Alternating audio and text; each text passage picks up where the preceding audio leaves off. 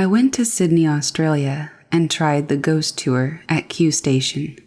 Weird things happened there. Despite having a comfortable flight from Manila to Sydney, I still felt tired.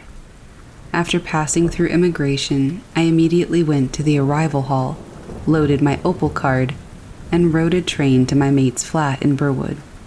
It was raining when I arrived in Sydney.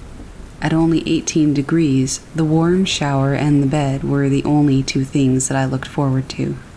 It was still raining when I woke up. The overcast weather made the day bleak and gloomy. Then I just remembered the things I watched online a few days ago, and one of them was the ghost tours in Sydney. I asked my mate about it, and the next thing I knew, he already booked us an extreme ghost tour on a weekend after my trip to Melbourne. Sydney was not a glamorous city back in the 19th century. Diseases such as smallpox, Spanish influenza, and bubonic plague were prevalent. To mitigate the spread of these infectious diseases, all ships entering Sydney Harbor must be checked by the doctors. Even if there was only one sick passenger on board, everybody was required to stay at the quarantine station for 40 days. Those who were sick were brought to the hospital for treatment.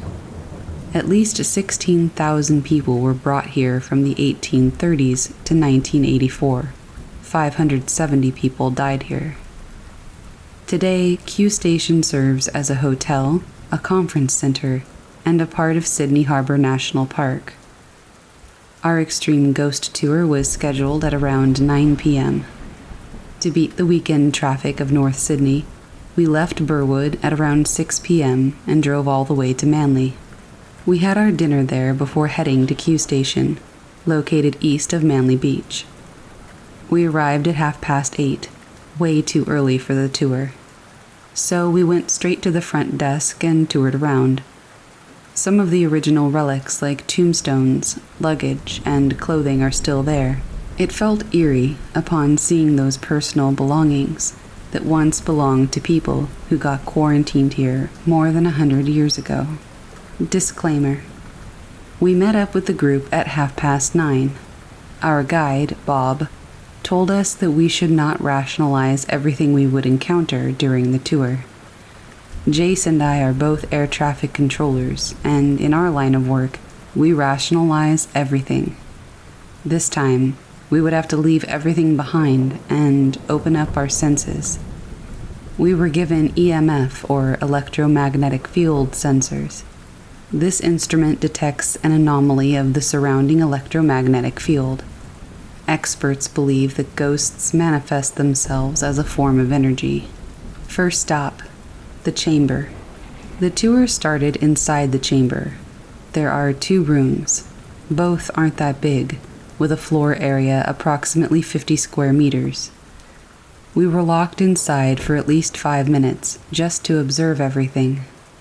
I didn't feel anything in the first room, except that it faintly smelled of hay.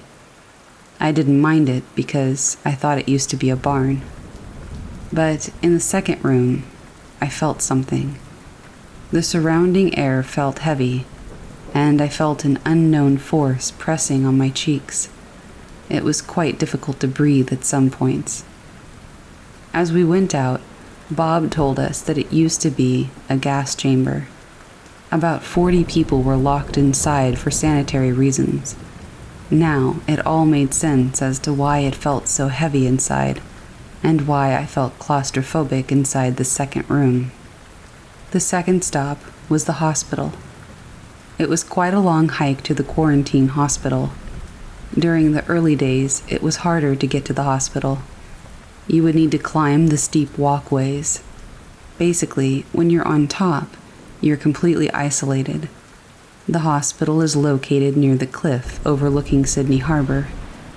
There are several buildings around, including the quarters of the nurses and doctors. Hospitals, no matter how modern their facilities are, can get creepy at night. But this one was way creepier than I thought. We first entered the doctor's quarters. It was dark but cold inside the room, and there were 3 bunk beds inside. As I sat and leaned on the lower bunk bed while listening to Bob's stories, I felt something was pinching my lower back. I shrieked, and Bob caught my attention. I told Bob that it was nothing. I lied. We went into the main hospital room. It was quite big, and there were 6 beds. Feeling brave, I lied down on one bed and tried to make some connections. I don't know how, but I just closed my eyes momentarily. I felt nothing, and honestly, the bed felt soft and comfortable. I transferred to an adjacent bed near the wall, and the moment that I lied down, it felt weird. It felt like something was pushing me, but not in a forcible manner. The room is connected to another room that had a darker history. Bob told us to open the door and asked if we felt something different. Everyone told him that it was colder in that room, despite the doors and windows being tightly shut. Some of our EMF detectors went crazy. According to Bob, there are 4 resident ghosts inside this room. 2 children who love to play hide and seek inside the cupboard, a woman, and a malevolent spirit of an old man. There were stories circulating around that one group who stayed overnight in the hospital decided to record themselves singing "Twinkle, Twinkle, Little Star," and they caught something on the recording. They heard children giggling, a woman saying, "Wait, wait," and an angry voice of a male shouting, "Get out." Jace had his EMF detector pointed near the cupboard. It went crazy. So what he did, he got his phone and started recording himself singing the same song. Actually, we were all at the center of the room, and we didn't hear him singing. After we went out, we played back his recording. Believe it or not, he caught something on his recording. There weren't disembodied voices from children or from the women, but in the middle of his singing, someone was shouting in the background, "F you, your singing stinks." Things got real. The 3rd stop is the gravedigger's house. The gravedigger's house is one of the most haunted parts of the complex. It's so haunted that Bob won't dig deeper into its bloody history. It used to be the house of course, the gravedigger and a doctor. Just a few steps from the house is the 3rd-class cabin. During that time, there were reports of missing girls and children. Eyewitness reports claimed that they saw some kids and girls entering the gravedigger's house. More so, the doctor was attached to the girls, especially the young ones. The house is a bungalow. It has 2 bedrooms with a small living room, dining room, and the kitchen and the bathroom are located at the back part. Bob left us in the house for at least 10 minutes. The first room to the right used to be the bedroom of the doctor. As I slowly entered the room, the atmosphere drastically changed. It felt cold and sad at the same time. I don't know, I just couldn't help but be sad in that room. I went out right away because I couldn't take the sadness any longer. The second room was rather weird. I was about to enter there, but something felt wrong. It felt like there was a force barring me from entering. Some of my group mates checked their EMF, and it went a bit crazy. I guess everybody was not welcome to come inside. The back portion, where the kitchen and the bathroom are located, was the scariest part of the house. It was dark, but that part of the house was faintly illuminated by the moon outside. I stayed there for at least 3 minutes, just to observe. I suddenly felt goosebumps all over my body. As I neared the bathroom, it felt sinister. I didn't go inside because my instincts told me not to. I managed to take photos inside the house. My phone didn't catch anything paranormal, but all the photos are super creepy. When everybody is outside, Bob confessed that the bathroom was the most haunted part of the house. Locals claimed that a girl was brutally murdered inside the bathroom, and that she got strangled by barbed wire. 4th stop was the morgue. Firstly, I never like going to a morgue, especially if it's dark and abandoned. I was very nervous the moment that we entered the morgue. To add to the scare factor, they had a mannequin lying at the center, covered with a white cloth. I know it's staged, but it still creeps the hell out of me. While Bob was talking about history, it started to get cold, but weirdly only on my right side. No one was standing to my right. There was nothing there but a door that led to the laboratory. A cold breeze passed through the door. I wasn't paying attention to Bob's story, because I felt like somebody was standing beside me. I whispered to Jace about it, so he scanned his EMF, and suddenly there was a spike of energy. He told me to calm down, but I was so close to breaking down. As minutes went by, I started to feel goosebumps on my right arm, and I could feel that somebody was actually touching my arm. It was like a gentle caress, but definitely not human. I became uneasy after we went out of the morgue, and Bob noticed. He smiled and said, "The resident ghost liked you, didn't he?" "Really, Bob?" The fifth stop was the shower block. The shower block is the most haunted place in the whole Q station. During that time, those who were sick had to take a shower of carbonic acid, not water, at the shower block. The acid killed fleas and ticks in seconds. 2 days after, your skin starts to peel off. It was dark and eerie as we entered the shower block. The stench was still there, and I felt lightheaded, the same feeling when you just got out of a boat ride. Bob told us that there are shadows lurking around the dark corners of the shower block. For 15 minutes, we were instructed to roam around and observe. He told us to go to the corner where we felt the most uncomfortable. I had goosebumps as we passed by the center aisle and turned right, since we both felt uneasy on this side. As we were walking back to the center aisle, I felt that somebody was watching us from behind.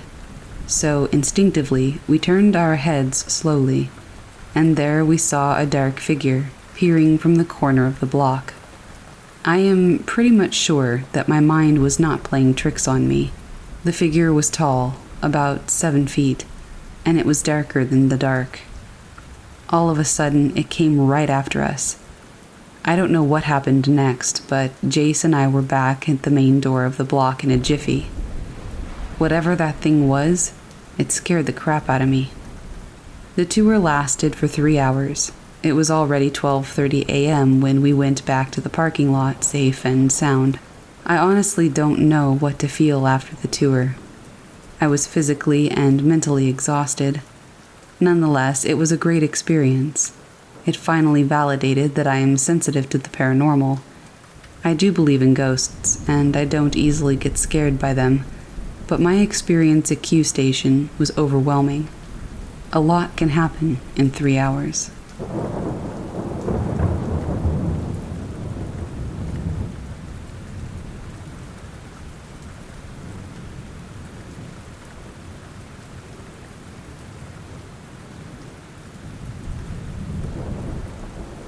This is by far the spookiest experience my family and I have ever had regarding the paranormal.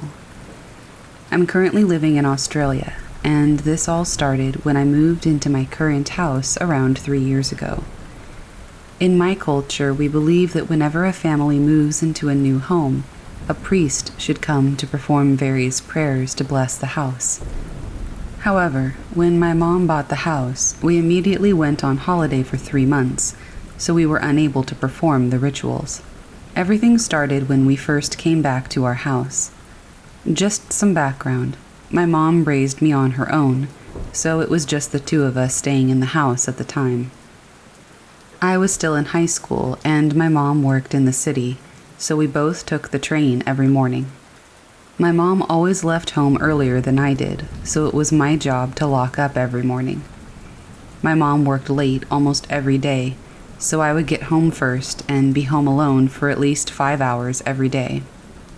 One morning as I left home, I began to feel paranoid that I had not locked the door. So I went back to check it. The door was locked. Later that day when I came home from school, I walked up my driveway to find that the door was standing wide open. I freaked out, but because I was brave enough, I went inside. Our kitchen is pretty close to the entrance, so I grabbed a knife and searched the entire house. There was no one there. I decided not to tell my mom because she was already really stressed with work, and I didn't want her to freak out. Over the next few days, other strange things started happening. For one, our garage door would randomly start opening whenever we were home.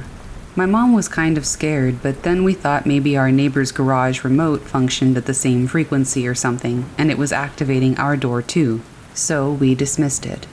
It had been about 2 months since we were living in our new house, and everything seemed to be normal again.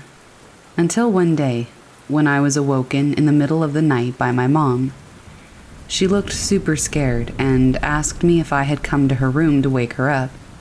I said no, I was half asleep and I had no idea what she was rambling on about. She didn't believe me and made me swear that I hadn't. I always play scare pranks on my family, so I can kind of see why. I swore I didn't, and I asked her what was going on. My mom is a super light sleeper, and so while she was sleeping, she heard somebody prop her door open. She looked up and saw the figure of a boy and thought it was me. So she asked it what was wrong and blinked, and there was nothing there, but her door was still open. She called my name a few times, and there was no response, hence why she came into my room. I have to admit, given the stuff happening with the doors, I was kind of scared, but I convinced my mom that she was imagining things, and she went back to sleep. Ever since that night, up to this very day, my mom still sleeps with her door open and the living room light on, and I don't blame her, especially after what happened next. 2 weeks after this incident occurred, my mom's best friend and her son and daughter, they were both around my age, came over from our homeland, Malaysia, to visit us. I was really excited, as I've always been close to them. One thing you should know about my aunt, she's had many experiences growing up with the paranormal, so she's super scared of ghosts. For this reason, her kids and I always used to play pranks on her. One day, the 4 of us were playing poker on the dining table while my mom was taking a nap in the living room. Suddenly, my mom rushes out of the living room, her eyes wide open, and she looked really scared. She asked who had woken her up from her nap. The 4 of us were completely dumbfounded, as we'd been playing cards the entire time. She then told us that she felt someone tap her shoulder while she was asleep. When she opened her eyes, there were 2 feet on the floor, but when she blinked, the feet were gone and nobody was there. My mom was full-on freaking out now, especially after what had happened the other night. Then my aunt, given how afraid she is of ghosts, started to freak out too. I didn't want her holiday to be ruined, so I managed to convince them that my mom was probably in the middle of a dream when she woke up, and she was probably just hallucinating. I know it sounds stupid, but hey, it worked. But then the next day, something else happened. My mom had gone to the shops to get groceries. The kids and I were playing video games in the living room, while their mom was having a shower. Suddenly we heard the bathroom door burst open, and out runs my aunt wrapped in her towel. She screamed at us, telling us to stop trying to scare her and that it wasn't funny. The 3 of us were super confused, and her daughter asked her what had happened. She told us that she knew that we were the ones knocking on the bathroom door, even after she told us to stop 3 times. I know it probably seems like she was overreacting, but I cannot emphasize how afraid of ghosts she is. I exchanged a concerned look with her kids, and then told her that it genuinely was not us and that we'd been playing video games the entire time. Soon my mom got home and we told her what happened. Let's just say that my aunt started sleeping with her room lights on for the rest of the trip.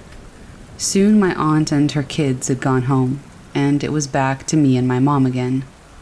We were back to our regular routine. My mom was finally at peace, and she hadn't seen anything for a while, apart from the same thing with the garage door every once in a while. The same, however, could not be said for me.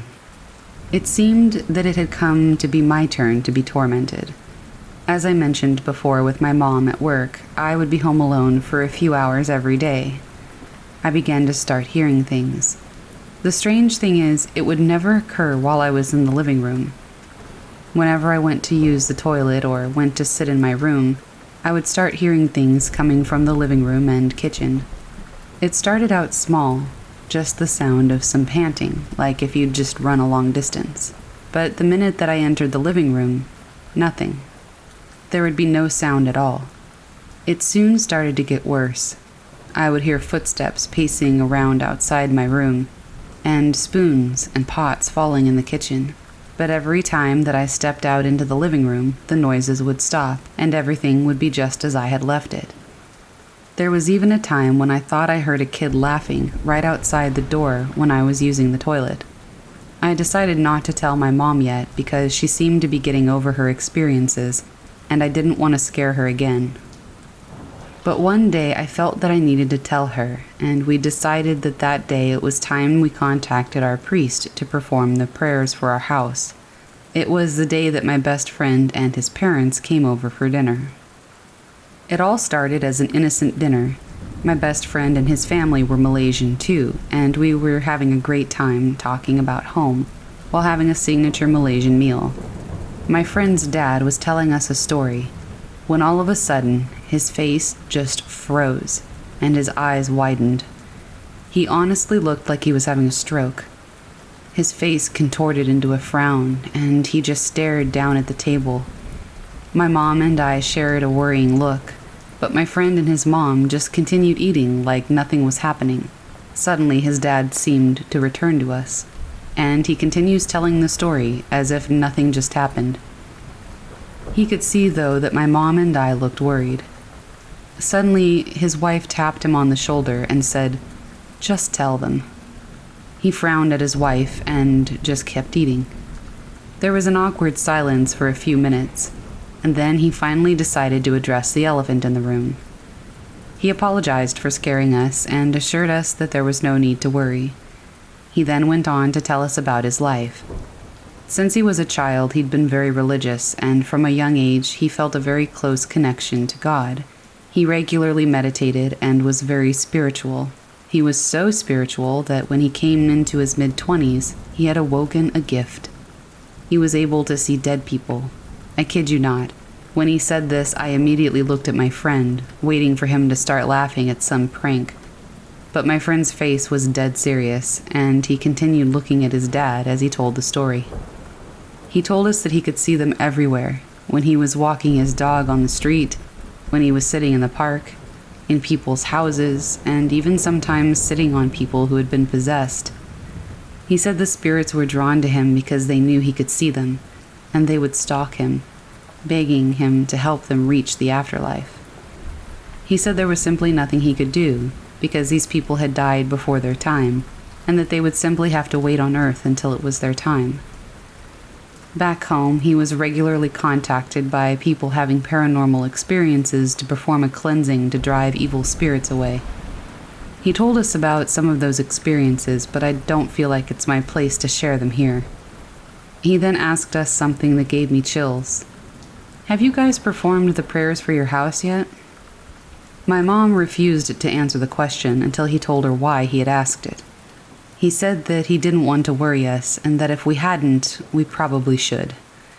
My mom continued to ask him why, until he finally conceded, and this is what he said.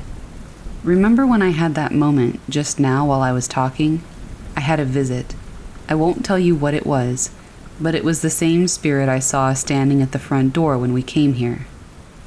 That's when my mom told him everything that had been happening. It's during this time that I decided to tell my mom about the things that I'd been hearing in the house. My friend's dad then told us that he didn't think it was a malicious spirit, but to be safe it was time for us to conduct the prayers for the house. Before he left, he asked my mom if he could see our altar in the prayer room. My mom took him, and we all followed him. As he stood in front of the altar, his body suddenly shook, as if he had just had a huge hiccup or something. He then put his hands together and bowed his head. Before leaving, he said, "I can see why the two of you have not been hurt. You are both protected." and that concluded their visit. A week later, we arranged for a priest from our local temple to cleanse and bless our home. I promise you that since that day, nothing strange has ever happened in our house. Even the garage door has stopped opening on its own. I'm not a particularly religious person, but I've learned my lesson. I will never move into a new house without performing the rituals that my culture demands.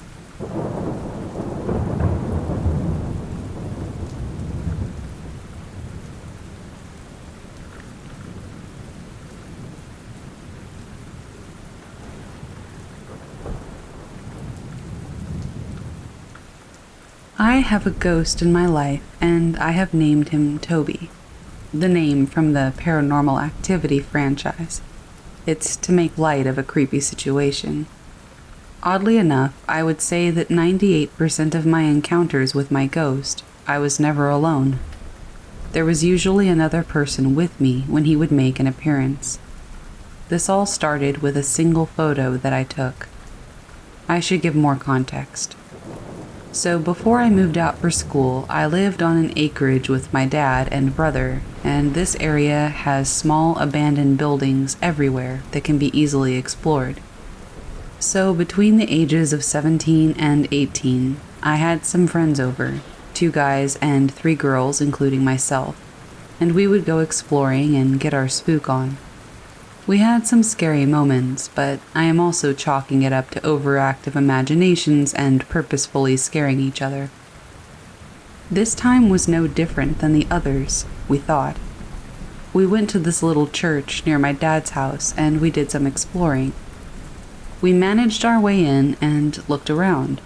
The girls and I spooked ourselves and hightailed it back to the truck, and the guys were laughing at us. I decided to take a picture of them. I was periodically taking photos throughout the night. The next day, we all woke up and I was looking through my photos and noticed that I had captured something else in one particular photo. It really creeped me out, but it eventually was just forgotten.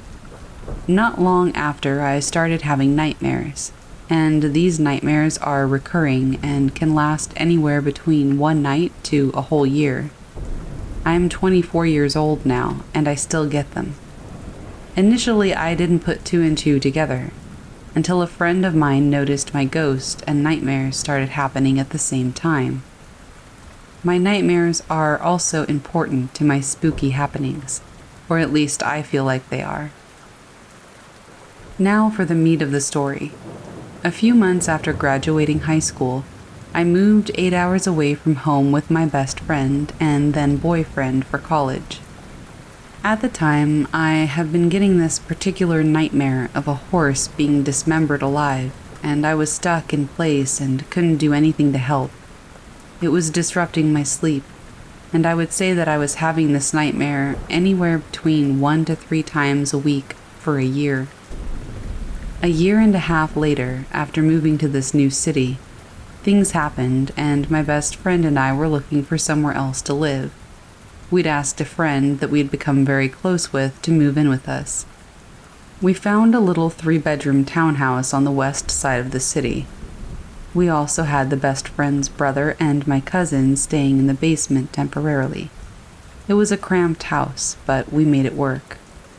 The townhouse is when Toby made his first appearance. The layout of this place was simple. You walk in, there are stairs going up to your right, and straight ahead, you can see the kitchen and living room. They were separated by a wall.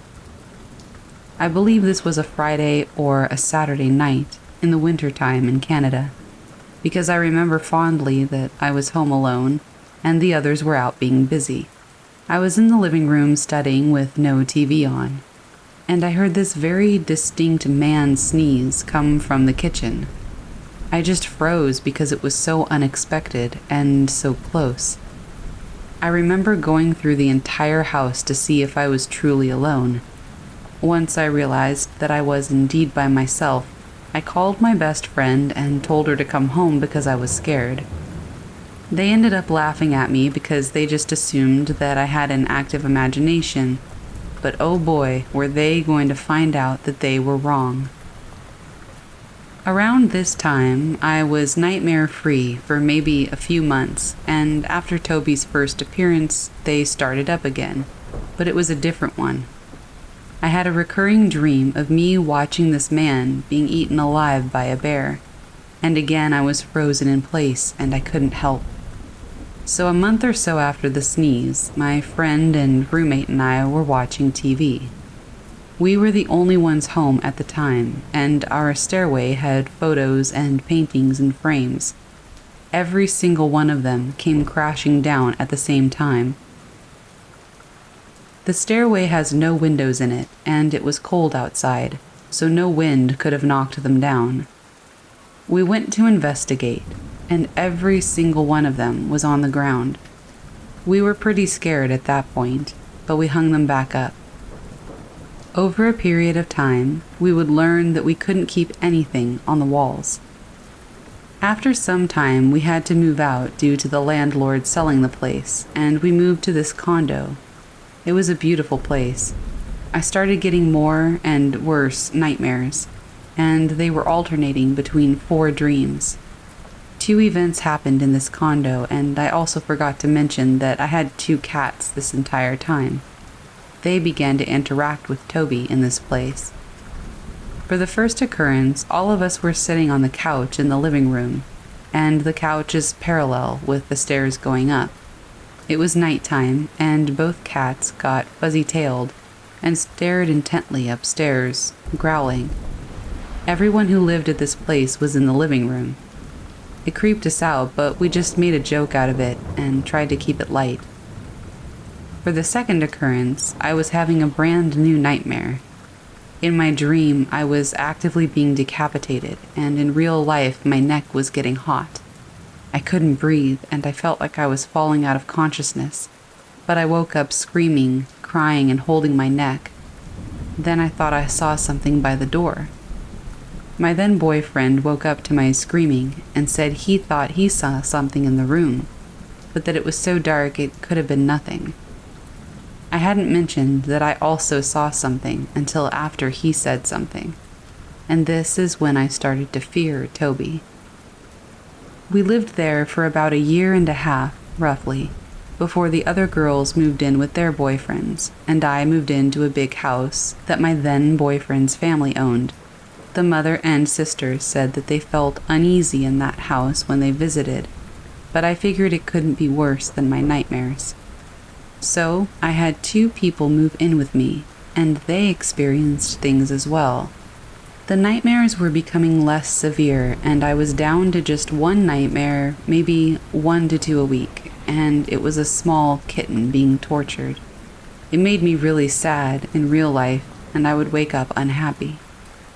This house has 2 sub-basements, and the first sub-basement was a second living room. The second one had a bedroom with no windows, a bathroom, and a laundry. Our stuff was going missing and then turning up in random places.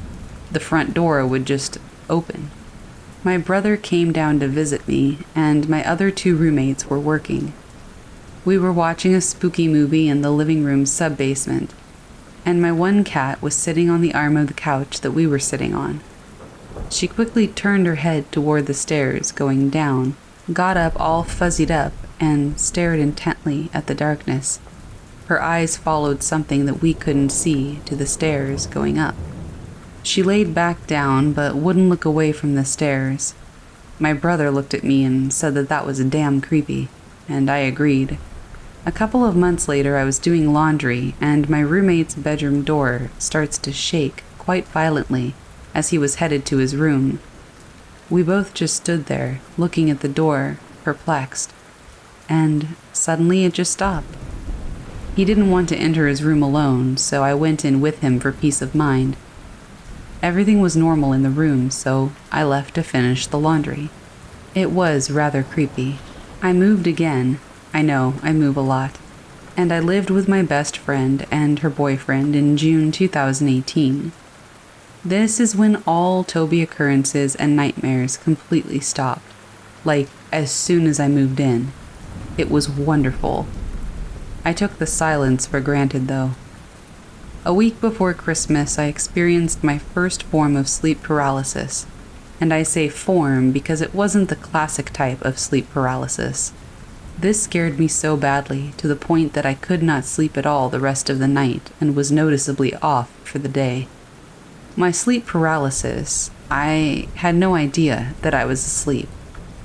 Honestly, I had no idea that I was asleep. I thought everything happening in my dream was real. I could move, or it felt like moving.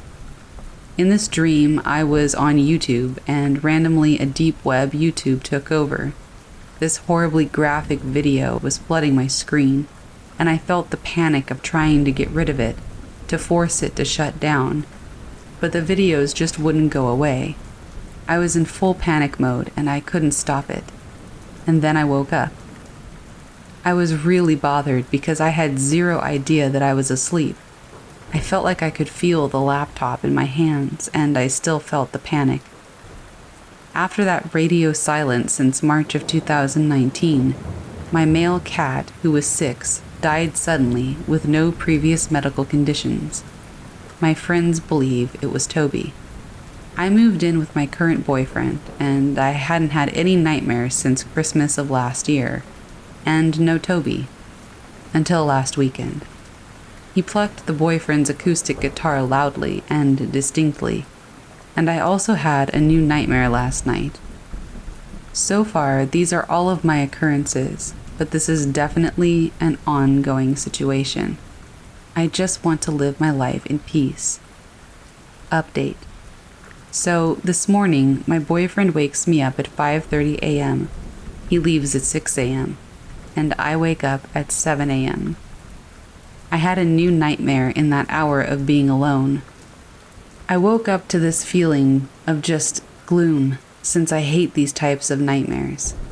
My cat sits with me as I put on my makeup on the couch, and I hear stuff falling and quiet thumps downstairs. I found the blanket cupboard was open, and all of the blankets were on the ground. I can only imagine what Toby will do next.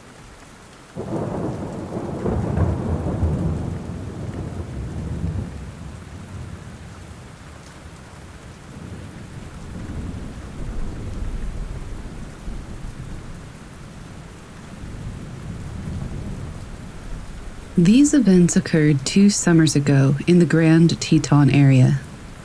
My boyfriend at the time, now husband, let's call him Harry, was an avid outdoorsman and also served in the military.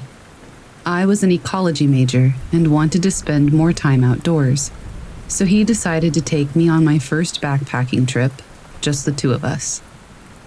For those who aren't familiar, the Grand Tetons are well known for their wildlife, specifically grizzly bears. My only experience with bears up to this point was watching a little black bear cross the road from the safety of my car. Seeing grizzly country signs around every corner wasn't doing much to calm my nerves. The first incident. My boyfriend looked like Indiana Jones, machete hanging from his belt, large knives attached to each side of his pack, bear spray strapped to his waist. You get the picture. The beginning of our 25-mile journey was all uphill. When in bear country, you're supposed to make noise so as to not startle the wildlife by accidentally sneaking up on it. As you can imagine, going up a steep hill while carrying a 40-pound pack makes it a little difficult to make conversation. We were an hour in and almost at the top of the ascent. I noticed that the woods had gone completely silent, save for the rushing stream that was to our left of the trail. Silent woods are never a good sign. This usually indicates that predators are nearby. At this point, I was in front of my boyfriend, and we were about to crest the hill. For the past 20 minutes, we hadn't said a word to each other, having been too tired to speak. We noticed the silence at the same time and gave each other knowing glances. I came up over the top of the hill and immediately froze. Sitting not 10 feet in front of me in the middle of the trail was a grizzly bear. My husband wasn't aware yet, as he was behind me, so I did the first thing I could think of. While still in my frozen stance, I managed to take my arm and start flinging it wildly behind me, trying to get Harry's attention. I was too terrified to speak. The bear went from sitting to all fours, not looking away from us once. Harry quickly swung me around so that I was behind him, and he just started yelling. Being in the military, he knows how to yell. The grizzly wasn't quite fazed as it started to walk slowly toward us. At this point, I was on the verge of passing out from terror. This bear was about 5 feet in front of us when we heard a loud crack coming from the woods to our right. The bear heard it too, and he bolted toward the stream. A second crack boomed again, this time much closer than before. My boyfriend said, "It's probably just some falling branches," but we both knew that wasn't the case. At this point, we were walking quickly up the trail in an attempt to create some distance from the grizzly and those strange noises. I felt the hairs on the back of my neck stand straight up, and at the same moment, my boyfriend stopped moving in front of me. He turned around to look at me, and I turned around to look behind me. To this day, we're not sure what we saw. Back where we had been standing was a large black-brown mass. It looked to be 3 times bigger than the already large grizzly that we had seen just a few moments before. Its back was facing us, and then it stood on its hind legs. It looked similar to a bear, but something about the shape was just off. At this point, it was probably stupid to run away, but that is exactly what we did. We were aware of heavy footsteps behind us, but neither of us looked back. The footsteps eventually faded. At this point, I was a mess. My boyfriend was doing his best to console me. "Honey, this is extremely unusual. The bears usually stay away from humans. We're going to be okay. I'm sure that won't happen again." That was enough to convince me to continue on the backpack. Not another hour later, though, we reached a clearing where we decided to take a rest and have a snack. About a minute after we had sat down, I noticed bushes moving in a line toward the clearing, toward us. Out of the brush comes this adolescent grizzly, who looks just as spooked as I'm sure we did, but he came straight for us. My husband, being the crazy nut that he is, decided to charge back at the bear while screaming, bear spray at the ready. That did the trick, and the bear ran off. All I could think was, just my luck. But that wasn't even close to what happened the second night. Night 2. Before we began our backpack, we had to let the ranger station know which trails and route we planned to take. With this information, they usually send a ranger on horseback at some point during the backpack to check on you, just to make sure everything is okay. There weren't many approved trails left for us to choose from, and it was just our luck that they were the most difficult. Apparently, over the 3 days that we were on those trails, we had been the sole hikers. We didn't see a single other person once we were en route. However, I guess we missed the ranger who came to check on us. We had been following hoof prints the entire second day, and we hadn't seen any the day before. I had some foot problems, so we spent valuable daylight trying to adjust my boots, laces, and socks to compensate for the pain. When we started on the trail again, we had maybe an hour or 2 of daylight left, and in the woods, it gets dark fast. I was exhausted. It was now dark out, and Harry was the only one with a working headlamp, as mine wouldn't even turn on for some reason. We needed to find somewhere to set up camp, as we still needed to eat. It was freezing, and the wind was blowing. It was creating a howling sound as it rushed through the trees, which made it difficult to hear Harry or discern any other sounds coming from the woods. After another hour of hiking through the dark, we found a clearing. Well, it was more like a bowl. It looked to be about 200 meters in diameter, with the sides being about 10 meters down from the trail to the bottom of the clearing. This place was strange. We both felt it, though he didn't tell me how freaked he was until after we had left. There was no moonlight, so all we had was the illumination from his headlamp, our small camp stove, and the flashlight that I had fished from my pack. Half of the trees were dead or fallen, but just in the bowl. The vegetation everywhere else was very dense. To help alleviate my anxiousness, he started playing some music out of his portable speaker. This didn't help much, as it just echoed off the trees, creating a dissonance of sounds. He also thought that it would ward off any predators nearby. This is when we knew our anxiety was not paranoia. The silence was back. There hadn't been a single bird chirp since we arrived at the clearing. It also may have had to do with the obnoxious music, but because of our previous experience, we decided to turn off the music and head into the tent. Aside from everything else, it was freezing. As soon as we were situated in our sleeping bags, we heard deep cracks and thuds echoing from beyond the tree line. Falling trees?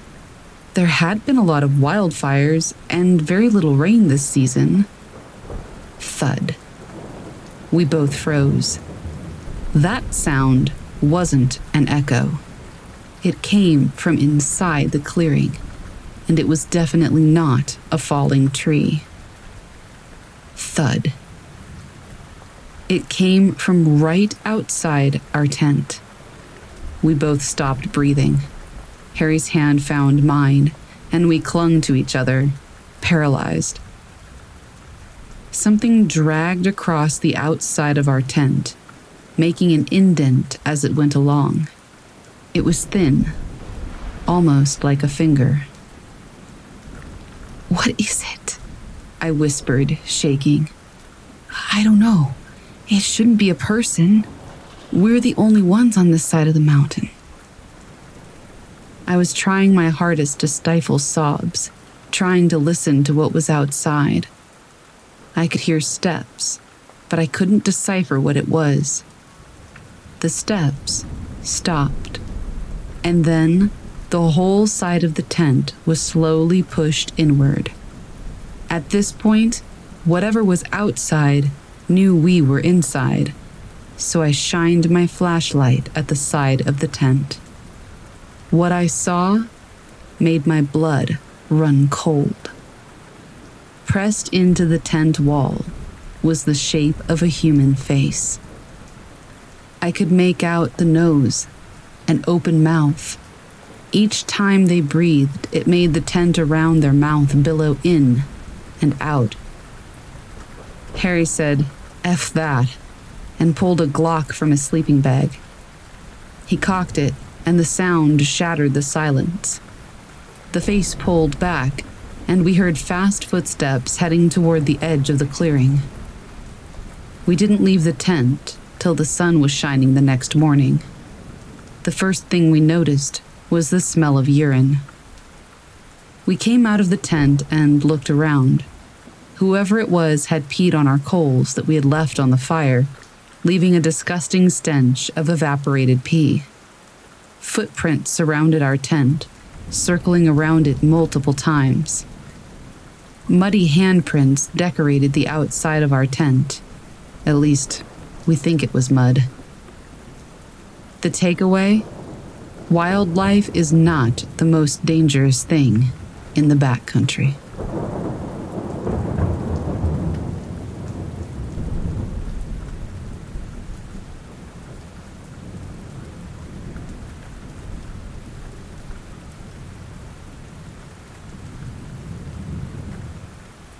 I used to work as a guide and then as a backup, and even as a field director for several wilderness therapy programs for troubled kids in Arizona, Utah, and Idaho. They were all good jobs, but where I worked in Utah was in the West Desert, south of Dugway. It's possibly the ugliest and creepiest part of Utah. Tons of sketchy stuff happened to us out there. This story happened in 2005. The groups were camped in a really nice area for that part of the desert. It was called Indian Canyon. This spot was so nice, in fact, that in the late 1800s or 1900s, some enterprising pioneer family had built themselves a little homestead with a one-room cabin and a small barn and a cedar pole fence around the perimeter of that little farm. All of that, of course, now was a crumbling, rotten ruin. The cabin, it seemed, had burned down well over 50 years ago, and what remained of the barn was poking out of the grass in 2 or 3 foot shards of gray wood scattered all over the nearby vicinity. This week, I was also camped in Indian Canyon, but farther down the road. I was manning the infield emergency response vehicle, or the ERV, better known as backup. A new position that I helped invent when I took a list of things that had gone wrong in the field to the directors and explained that because of the horrible response time and spotty satellite phone service, the only reason we weren't shut down or the people weren't dead was because we were lucky, not because we were prepared or efficient at responding to emergencies. Now we had radios and someone listening to them 24/7, never more than a few minutes away with a vehicle. That's how it worked in theory, anyway. One of the boys' groups was camped at the mouth of the canyon in the foothills, about 2 miles away from me. The other just a mile beyond them. The girls were close too. I was camped somewhere in the middle of the canyon on top of a small ridge that had a little jeep track side road branching off of the main dirt road running up the canyon. And the girls were just a couple of ridges over, maybe a mile away, though to drive to them might have to go back out on the main road and take a different jeep trail up to their spot, maybe a 5-mile trip. I was about 1.5 miles below the staff training group that was being held by my then-wife Jessica. There were going to be several groups of parents coming out to visit their kids later in the week, so both the boys' groups and the girls' groups, all on that side of the mountain, had all elected to stay put for a few days and work on building backpacks and gathering fire sets and a lot of other primitive skills.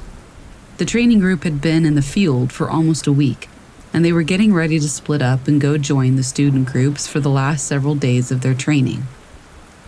This left me with less to do than normal. I didn't have to find new sites for groups or drop anyone's water or food. Everyone was well taken care of, and no one was moving for several days. I decided to build a sweat lodge next to the creek, up near where the new staff were camped. I found the perfect spot, well out of sight of the group, on a little smooth sandbar right by the water. I got to work. I harvested some long willow saplings that were bendable enough to weave a frame with, and arranged them in a 10-foot circle, digging down 1.5 feet for each one to anchor it into the sand. I bent them into a dome at least 4 feet high and 10 feet across, and wove the branches together with supporting crossbars until I had a structure that I probably could have stood on without breaking. I walked down to the truck, which I had hidden in some pine trees 1/4 mile away, and hauled a large bin of tarps and cowhides and plastic sheeting, along with my fire set and some other gear, up to the lodge. As I was walking back to the creek, I remember feeling like someone was following me, but when I stopped to look, I couldn't see or hear anything. It was a beautiful day for July. The morning had started out with some high, wispy cloud cover, but that had long since burned off, and the noon sun was high overhead. It wasn't yet too hot, however. I was high enough in the mountains that the oppressive heat that I knew was slowly baking the kids' groups in the desert below wouldn't reach me for another couple of hours. I set to work placing hides first on my little domed frame. I covered those with some tarps and plastic sheeting and secured it all so that I had as close to an airtight and waterproof shelter as possible, with only a small arched opening for a door. I secured an old military poncho over the door so that once hot rocks had been placed inside of it, it could be sealed shut and the sweat ceremony could take place. I wanted it as hot as possible. There wouldn't be any children involved in this one, so we could go as hot as we wanted. I took the extra time around the base of the lodge to bury all the edges of the coverings deep in the sand. This was as sturdy a shelter structure as I had ever built. It was nice. I spent a good hour gathering sage and juniper and covered the floor of the lodge with a thick padding of the fragrant plants. I did this in part so that it was a soft place to sit for an extended time. But mostly I did it because I was intending to invite the new staff down to do a sweat ceremony later, to help some of them prepare to meet actual students for the first time. And, frankly, a group of unwashed men and women who hadn't showered in a week in July, all crammed inside a sweltering homemade dome tent sweating buckets, is a smell that should not be endured without as much sage and juniper as possible. If it was really bad, which it was likely to be, I would rub some of it into my shirt and then pull it up over my nose and breathe through that. I went hunting for lava rock. I found an outcropping of some small, rounded boulders, perfect for heating on a bonfire and then rolling into the lodge, and I proceeded to gather 3 onto a tarp. It was heavy, almost too heavy for me to sling over my back and carry, but I managed to make it back to the fire pit I had dug with all 3. I left them there and went to gather more. I made this a smaller load because it's not like I was in a hurry. I could take more trips. When I got back to the fire pit, one of my rocks was gone. I just stared at the small depression in the sand where I had placed it minutes before, and then looked around for signs that someone, possibly one of the staff from the group, had come and taken it. No tracks. I looked around again and spotted it by the edge of the creek, 20 feet away. I had that feeling again, like I was being watched, but I couldn't see anyone in the trees. I walked over and retrieved my stone, the heaviest one I had carried, and put it back with the others. Maybe it had rolled there, through flat, soft, dry sand? Unlikely. I gathered a bunch more rocks, and none of them went missing, and then I built a fire. As I worked, that weird feeling came back, only this time it felt more ominous, like it was mad at me for being there. I stood up, determined to walk out into the woods and find whoever it was. The radio, which I kept on and strapped to my belt, had been silent all day, but suddenly it crackled to life. Brian, in the boys' group, was doing evening check-in a little early so that they could do their day hike without having to stop and contact me. After we talked, I felt more normal again. I cooked some rice and beans for dinner, and as they cooled off, I piled my stones, probably 30 of them, into a cairn in the center of the fire, and then just piled on all the dry wood and brush I could gather. I took my knife out of my sheath, because that feeling was back, still worse this time. As soon as my fire became almost irresponsibly large, I saw someone moving fast through the trees, straight toward me. I tensed, then relaxed. Will, a seasoned staff working in the training group with Jessica and Katie, came running down the creek. He stopped when he saw me and my sweat lodge, and my 10-foot-tall flames, and broke into a huge grin.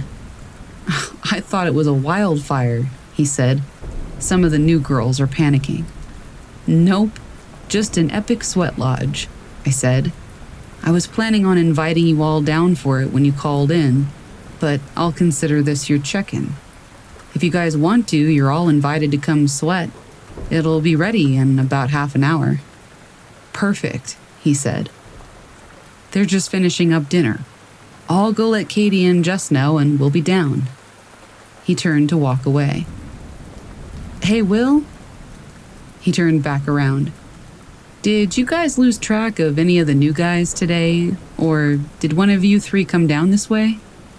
He thought for a moment and said, "No, I don't think so. Why?" "It's nothing," I said. "I just thought someone might have come looking for me when I was out gathering rocks. Some of my stuff was in a different place than I remember leaving it. That's all." He looked at me with an odd expression. "Weird," he said finally. "I'll ask everyone, but we've kept pretty busy today, so I don't know when someone would have had time to come down this far." "It's okay," I said. "Don't stress it. I was just wondering. See you in a few minutes." The other two kids' groups radioed me shortly after Will walked off. It was more like an hour before the staff group finally trudged into my sandy clearing. Some of them looked excited, and some of them looked confused at my dome of plastic and sand, and at my pile of glowing red boulders on the still blazing fire, and at the stack of blue 5-gallon water jugs that I'd hauled down from the truck for the experience. "We thought we were going to die in a forest fire," one of the new girls, Carol Sue, said accusingly. She looked extra smelly. I pulled some essential oils out of my possibles bag. A possibles bag is just a type of leather purse we make on the trail. We call it that to disguise the fact that we're grown men who carry around purses. "Put some of this on your wrists and neck. It will help you keep a good frame of mind in the sweat." "How many of you have done this before?" A handful of them raised their hands. Inside of the circle of the lodge is a sacred place. We will do 4 sessions, going longer and longer each time. We will dedicate each session to a different part of our lives, our histories, our families, our struggles, and our choices. Try to only speak from the heart about these things. It will be very hot once we begin pouring water on the rocks, and the heat will make it very difficult to speak anyway. So only speak if it is important. Katie and Will were already rolling the superheated rocks into the lodge, using some long willow poles I had made. I gave Jess a side hug. The trainees didn't know we were married, and we had found it best not to let kids or people new to the wilderness group know, because it could have become a distraction from the experience if they got caught up in our personal lives. So, side hug was all. As far as they knew, we were just coworkers. I took out a dried sage smudge and lit it on the fire and did the ritual smoke cleansing for each of them as they entered the hallowed ground. I made the last-minute decision not to go into the sweat lodge. That last boys group had a student that was a little bit of trouble, and I was worried I would end up having to take an emergency radio call about a runner in the middle of someone's heartfelt speaking about their issues with their family or their past. Also, the smell. Also, something just felt off. This was a perfect spot and a perfect time for a sweat lodge ceremony, but it felt not wrong exactly, just off somehow. Instead, I whispered my choice and that maybe I would join the next session to Katie, as she was the last to enter, and I sealed the door up behind them, burying the edge of the poncho in the sand like the rest of the construction.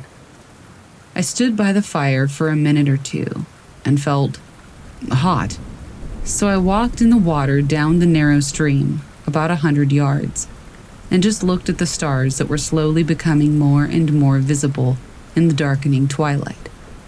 I stood there for at least 10 minutes, enjoying the changing sky. I heard a twig snap somewhere to my left, and the crickets went silent. There was definitely somebody away up there in the trees. I stared hard and could not see anybody at first, but there was a small dark shadow under a pine, maybe 30 or 40 feet away. Too dark for this early in the evening. Was that a girl in the shadow? It looked like a small Native American girl, with 2 long braids and some kind of headband. I called out to her, but she didn't move. She seemed to be glaring at me. And the longer I stood there, the worse I felt, like the warmth from the air around me was being sucked away. So I took a deep breath, and I did what I always do in the woods when something unknown scares me. I ran at it. Whoever was there took off fast, and I chased them. I lost them quickly enough, I'm not a runner, but I was sure they had been headed in the direction away from my little creekside sweat lodge. I must have gone 1/8 of a mile, almost to the road, when I heard all the staff at the sweat lodge scream behind me. My blood ran cold, and I turned on my heel and sprinted back up the canyon. I almost missed the sweat lodge clearing when I came to it because nothing that I saw made sense. The fire was out, not even a glow. The sweat lodge was gone. The tarps had all been pulled and ripped off, and they and the hides were flung out in a wide circle on the ground, in the bushes, and in the water. The frame was uprooted and folded over on its side to one side of the sandbar, and all the new and experienced staff were sitting stunned in a circle on a padding of sage and juniper around a pile of cold rocks. "What happened?" I yelled as I ran up. After a moment, Katie answered, "We were just sitting here, starting to pour water on the rocks to heat things up, and we started talking a little bit about what it means to know your personal history. The walls of the sweat lodge started shaking, and we thought you were outside trying to get in. It stopped for a minute, and Jess called your name, but you didn't answer, and we had just poured some more water on the rocks when the whole lodge went cold, like really cold, and it sounded like a massive windstorm blew in and ripped the whole thing off of us, frame and all, and threw it into the trees." I didn't know what to do, so I grabbed my bag and got out every flashlight I had. We started checking each other for injuries. I lied to them through my teeth and told them that it was a microburst windstorm and that they happened sometimes in Utah and that they were lucky nobody got hurt, and so on. Amidst the skeptical looks from the 3 who knew me, I got Jessica and Will to start taking the stunned newbies back to camp. But Katie stayed. Katie, who had been with me through so many other unexplainable things out here, knew what I was doing. She could tell I wasn't saying something. "The fire is out. Like, it's out cold. And it was 1,000 degrees 20 minutes ago. And the rocks that were glowing hot 20 minutes ago feel like they've been sitting in the creek," she said. "What are you not saying?" I took a deep breath. "I just tried to chase down a Native American girl who apparently can run unnaturally fast in the dark." Katie sat down hard. I looked at her, but she didn't say anything, so I continued. "Today, while I was gathering rocks for the lodge, I felt like someone was watching me the whole time, and I swear I'm not making this up, but I set down that really big rock, you know, the first one you rolled into the circle, and I walked away for a few minutes. When I returned, it was over by the creek. Like someone came and moved it, but there were no tracks, and it couldn't have rolled there. And then after you all went into the sweat lodge, I walked down to the creek and heard something in the trees. It took me a minute to spot her, but she was hiding in a shadow under a tree. I think I chased her for maybe 30 seconds when you all started screaming, and I ran back up here." What Katie said next made me sit down too. Did she have 2 braids and a headband? I nodded slowly. Early this morning, like 3, Jessica woke everybody up and said it was going to rain and that we needed to build a shelter. There were no clouds last night, I said. I know, said Katie. But she woke us all up and insisted that we needed to build a shelter, and she wouldn't drop it until we all moved closer together and put up some tarps. I like to see the stars if I wake up, so I moved in close just in case, but I didn't get under a tarp. Neither did Will or Josh, and he's one of the new guys. Well, this morning, just before it got light, I had a really disturbing dream where I felt like I was awake in my sleeping bag and was staring up into the trees above me. And there was this little Native American girl with 2 braids and a blue-gray headband up in the tree over my face, just staring at me. I knew I was dreaming, but I couldn't move or wake up. I was only able to move when Josh, on the other side of the shelter, yelled and sat up. I thought it was just a horrible dream, until I talked to Jess about the rain last night. She admitted to me that she hadn't been worried about rain, but that she had been dead asleep when she felt somebody reach into her sleeping bag and shove her head to the side. She panicked and laid there and pretended like she was still sleeping, but they knelt over her face for a few minutes. She said she was terrified to open her eyes. When she felt them leave, she waited for a few minutes and then woke everyone else up. I was wondering why she slept in the middle of everyone. Now it makes sense. I was quiet. Katie spoke again. Before breakfast, I asked Josh why he yelled and sat up. I was grateful he did, but was curious as to why. He told me that he'd had a horrible nightmare about a little Native American girl, and when he thought he woke up, he saw her running at him. He yelled and she jumped over his head and took off, and that's when he really woke up and sat up. He was surprised that I had heard him yell. He thought he was still asleep at that point, and he dreamed the yelling part. I didn't tell Jess or Josh what happened to me, and I didn't tell them about each other. But at breakfast, Will told all of us about this horrible dream he had about a little girl dying in that cabin when it burned down.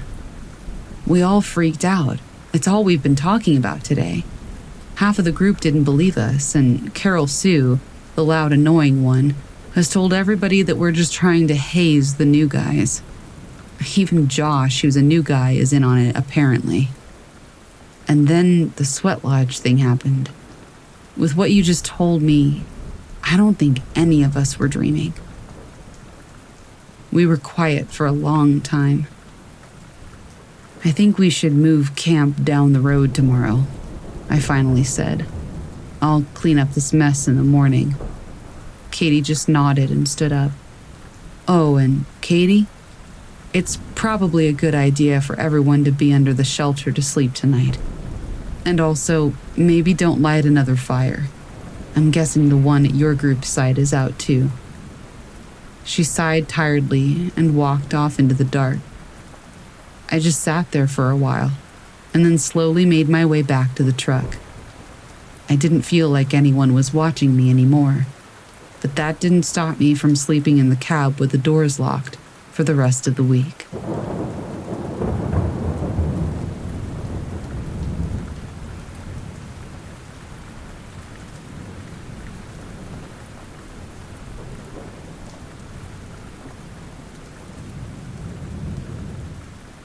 My name is Jordan.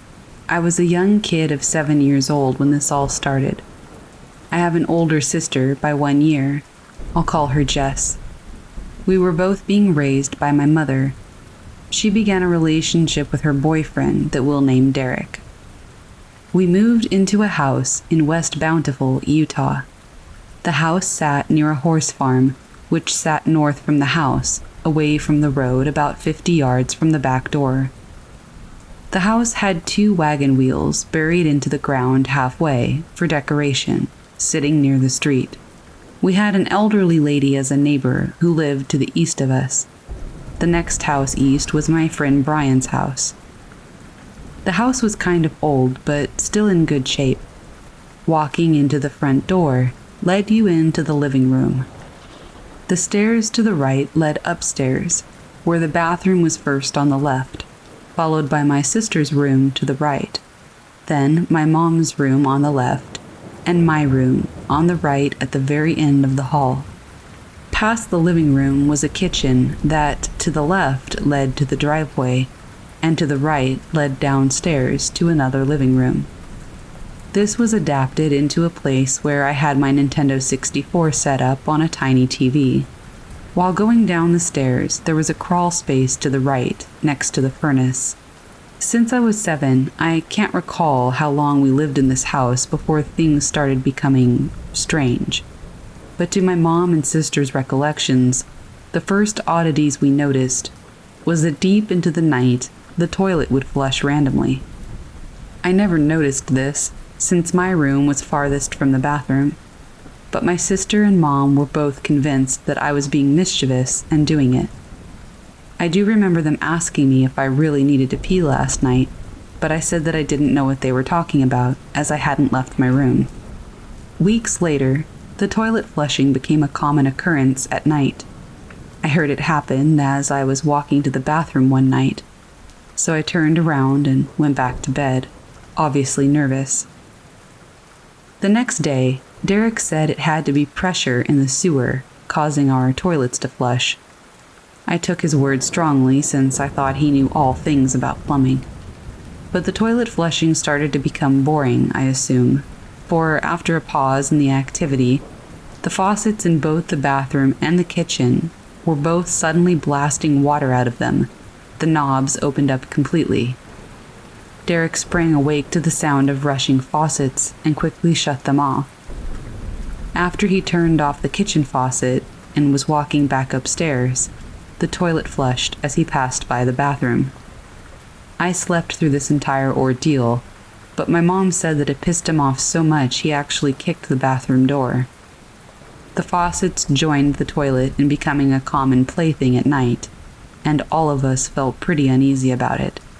I'm not sure in which order the next parts of the story should go, but all of this happened in the span of about a year, 6 months into living in that house. My friend Brian came over, and we were playing Smash Bros. On my Nintendo 64 in the basement. After several matches, he needed to use the bathroom, so he got up and ran up the stairs. I kept playing. He came running down the stairs. I thought he was excited to keep playing, but he stood there next to me, breathing heavily. His eyes were as wide as dinner plates. He stumbled over his words and asked if there was something wrong with my bathroom. Before I could say anything, he starts frantically explaining that the toilet flushed right before he got to the door, and that as he was done and was leaving, the faucet turned on full power right behind him. I told him that that's happened many times before, but only at night. Brian wanted to go back home after that. He didn't even look back as he walked down the street. I was sad. I was sure that Brian wouldn't want to hang out anymore after the house had scared him. This was, from what I recall, the first time that somebody from outside the house experienced its oddities. I told my mom about it, and she said that it was strange it had happened in the daytime. There were other times that my sister and I would stay weekends with our dad, every other weekend usually. On one of these weekends, my mother and Derek were in bed. She can't recall what time at night it was, but out of her sleep, she could hear the soft sobbing of a woman. She laid there half asleep, wondering if she had left the TV on in the living room. But the sound wasn't coming from downstairs. It seemed to be coming from the room they were sleeping in. The sobbing became more pained and louder. Derek bolted awake, thinking that my mom was hurt. But then they both just sat there in silence as the sobbing turned into a cry of unimaginable pain, as if the woman was either being tortured or in pain of losing a child.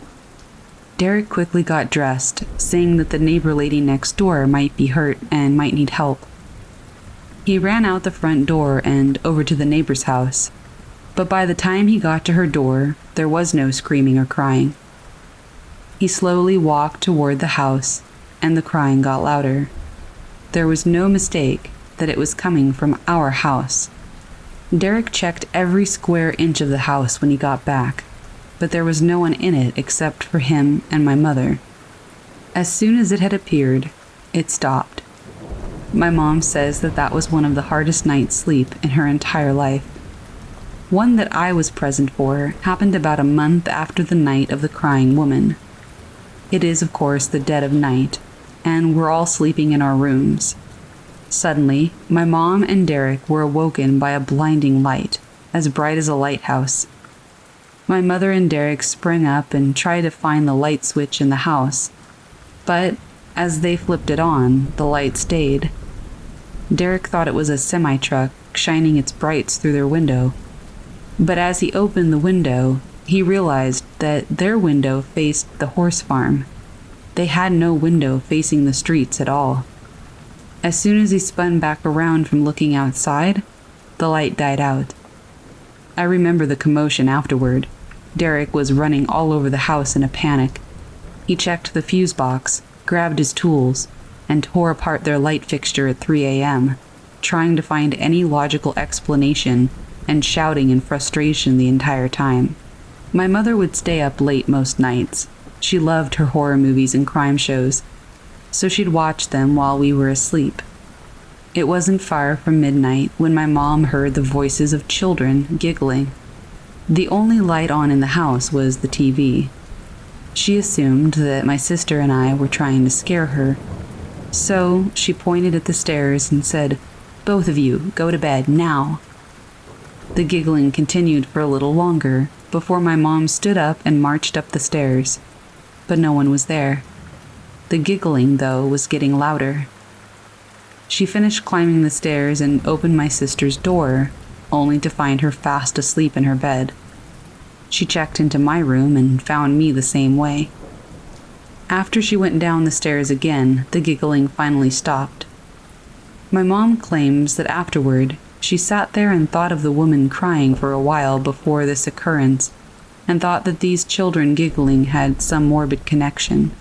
My mom caught the elderly neighbor one morning in her driveway and asked if she knew anything about our house. The lady said she lived on that street for half of her life and never heard or saw anything bad happen inside of the home. Just families moving in and out over the years. We never looked further into this theory. The time passes, and we now refer to our ghostly friends as the kids and the lady. The kids loved to play around in mine and my sister's rooms. They'd open and close our closets, slam my sister's hope chest to startle us, and still loved to play with the toilet at night. Of course, now being 8 years old, I had a constant, uneasy feeling in that house. My mother would assure me that our ghosts were a happy family that needed a place to stay, but this didn't settle my fears at all. I had grown accustomed to having multiple light sources in my room: a lava lamp, 2 plasma balls, and a fiber optic light. All of them were on the headboard of my bed, and I needed these on at all times to feel comfortable enough to sleep. When they were on, I never had anything bad happen in that room. My mom and Derek understood that I needed them on, and never touched them while I slept. But, from time to time, I would wake up and find that some, if not all of my lights had been switched off.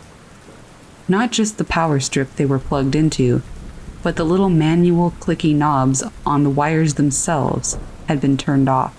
I'd usually wake up late into the night to pitch darkness and scramble out of fear to get all of my lights back up and working. One night, after turning them all back on, I noticed the closet door, which had been closed when I went to sleep. It was wide open, but that was all. The next part is rather hard for me. Even as I tell this story now, I have goosebumps all over. I had a very gruesome dream that I could only describe as a horror that no young boy could ever dream of on his own. I was sitting in a room in the house in dress clothes, and I was crying. Loud bangs to the door of the room and a hellish scream echoed through the empty room, and I huddled into a corner and screamed. The room went dark with a shadow as the door opened. I couldn't see what was in the doorway, but I kept screaming for whatever it was to stay away. Silence fell.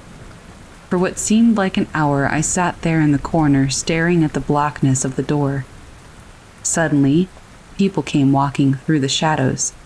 They were all of my family, from my mom and dad to my sister and even a couple of cousins. I didn't leave the corner to greet them. They all just stood there, staring at me with pale faces and glazed eyes. My sister smiled eerily at me and would take stiff steps toward me. I would scream, and she would step back and giggle. My dad walked up to me, towering over me. As he knelt down to my level, his eyes went from glazed and dull to being a void of darkness with small glints of light for pupils. I cowered in fear, turning my head from him. He then grabbed the top of my head and forced me to stare him in the face. Then he said, "You have to say your goodbyes or they're going to be lonely in heaven." Jess screamed in a shrieking voice as my dad grabbed me by my ankle and held me upside down. I was equal height to his face now, and I could see all of the faces of my relatives at that moment. They all had the same eyes as my dad, but had gaping and bleeding mouths, almost like their jaws had been nearly torn off. They all chanted the word, "Heaven," over and over as they carried me into a living room where a bed was set up. In the bed was a corpse. It was my sister. Still held by the ankle, they held me above her corpse. I remember every detail of her face. Her skin was olive green and white. It was cracking in places, and her eyes were cold and cloudy and lifeless. I stared at her face in shock and disbelief. One of her eyes moved and stared back at me, before she suddenly sprang from the bed and wrapped her arms around me, pulling me into the bed. She screamed and shrieked as she wrapped her rotting fingers around my neck and began to choke me. I screamed with my last breath for somebody to come to my rescue, but at the last moment I saw my sister placing her thumbs over my eyes and pressing in. I felt the pain of my eyes popping, and all I could do was scream. I was suddenly woken by my mother. I was apparently shouting in my sleep and flailing uncontrollably for several minutes before she got me to open my eyes. Not to my surprise, my lights were all off. I could barely see my mom's face as she held my head in her arms. I was in complete shock. I was shaking violently, unable to speak, darting my gaze over every inch of the room, looking for the demons that nearly had me. I struggled to grab my mom's arm and stuttered, asking where Jess was. At that moment, Jess, who had been awoken by the noise I was making, flipped on the light as she walked in. Upon seeing her, I broke into a nervous breakdown. I tried to crawl away from her, still choking on absolute terror and unable to scream.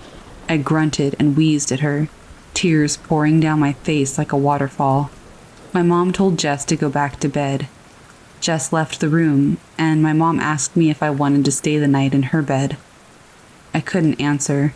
I was still in shock. She picked me up out of the bed and took me into her room and put me in the spot next to her. She threw blankets over me and said to try to get some sleep. I laid there, shaking like a leaf, the dream playing on repeat through my head as I trembled.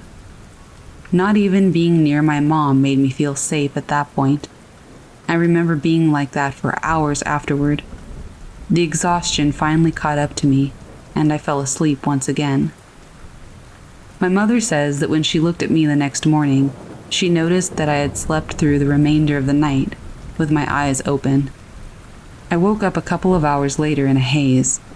My entire body felt heavy and weak. I made my way downstairs to where my mom and sister were. They asked me what I dreamt about. It all flooded into my head again, and I started crying hysterically. It would be several years later when I finally told them what the dream had been about. My mother called my school and let me stay home that day. She asked if I was hungry, but food was the last thing on my mind. She led me to my room and said I should have a nap since it's daytime and things will be more peaceful. I laid in my bed under the covers and wept.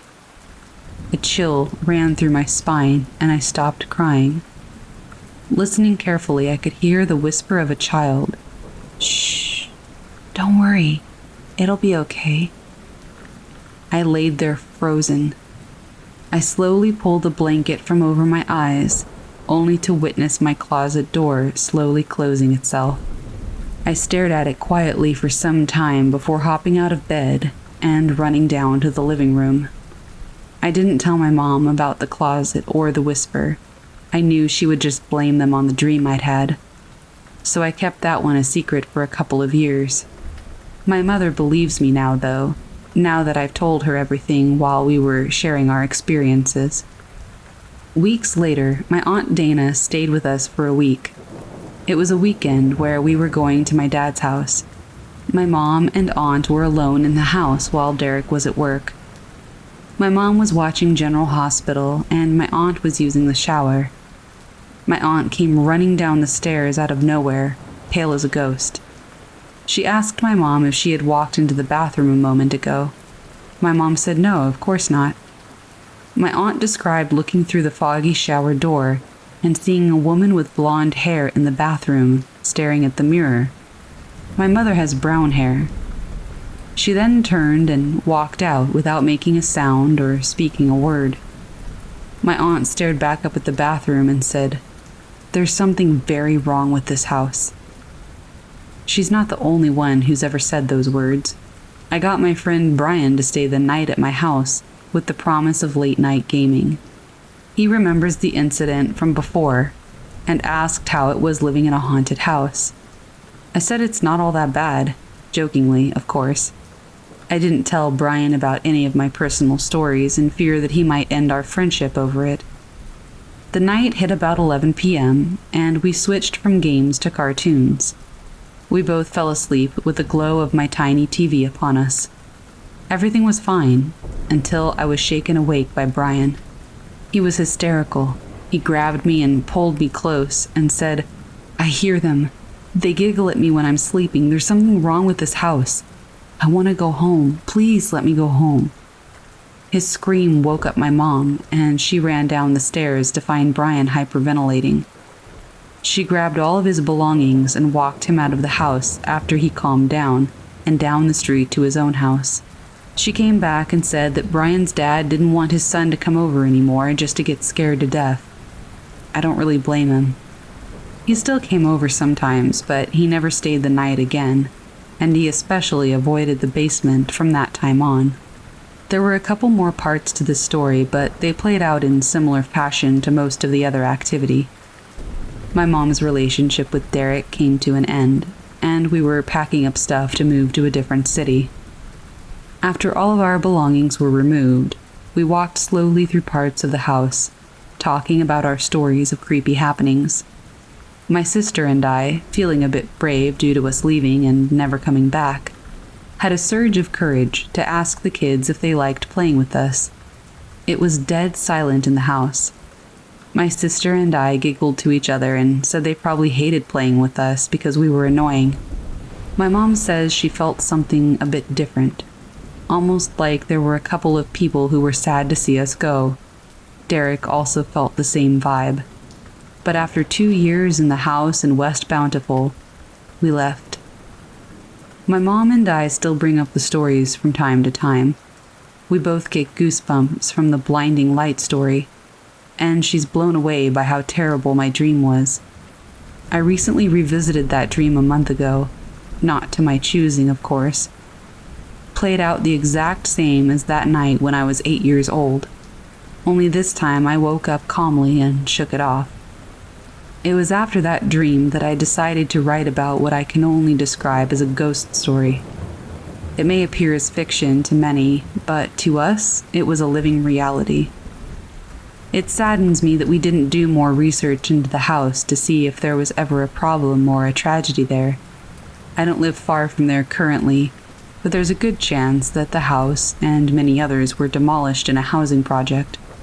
Either way, I feel it's best left as it is, a creepy story. I'm 26 now, and I have a love of horror movies and creepy places. Maybe my exposure to these terrifying events flipped a couple of adrenaline switches in my head. I still don't have a definite answer as to whether ghosts really do exist, but I can't deny what we went through in the West Bountiful house.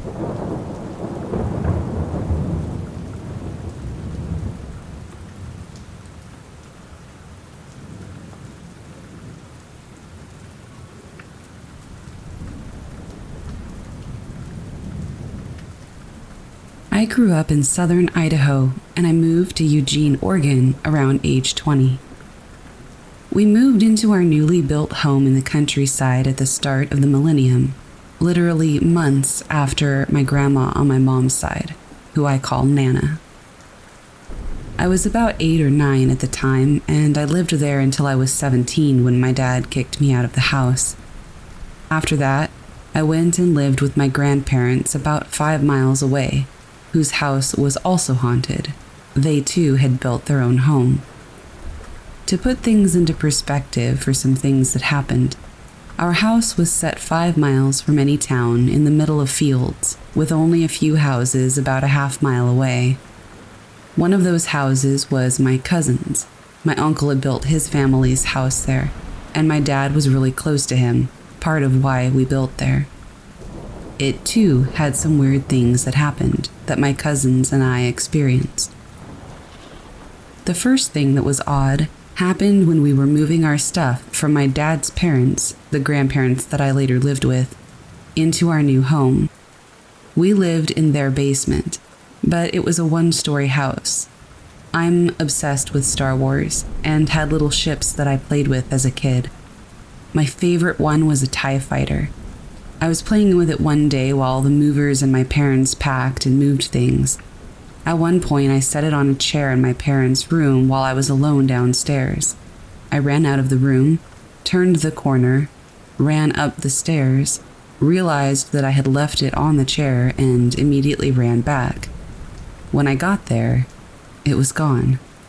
I had only been gone about 10 seconds, if that, and no one had gone by me at any point.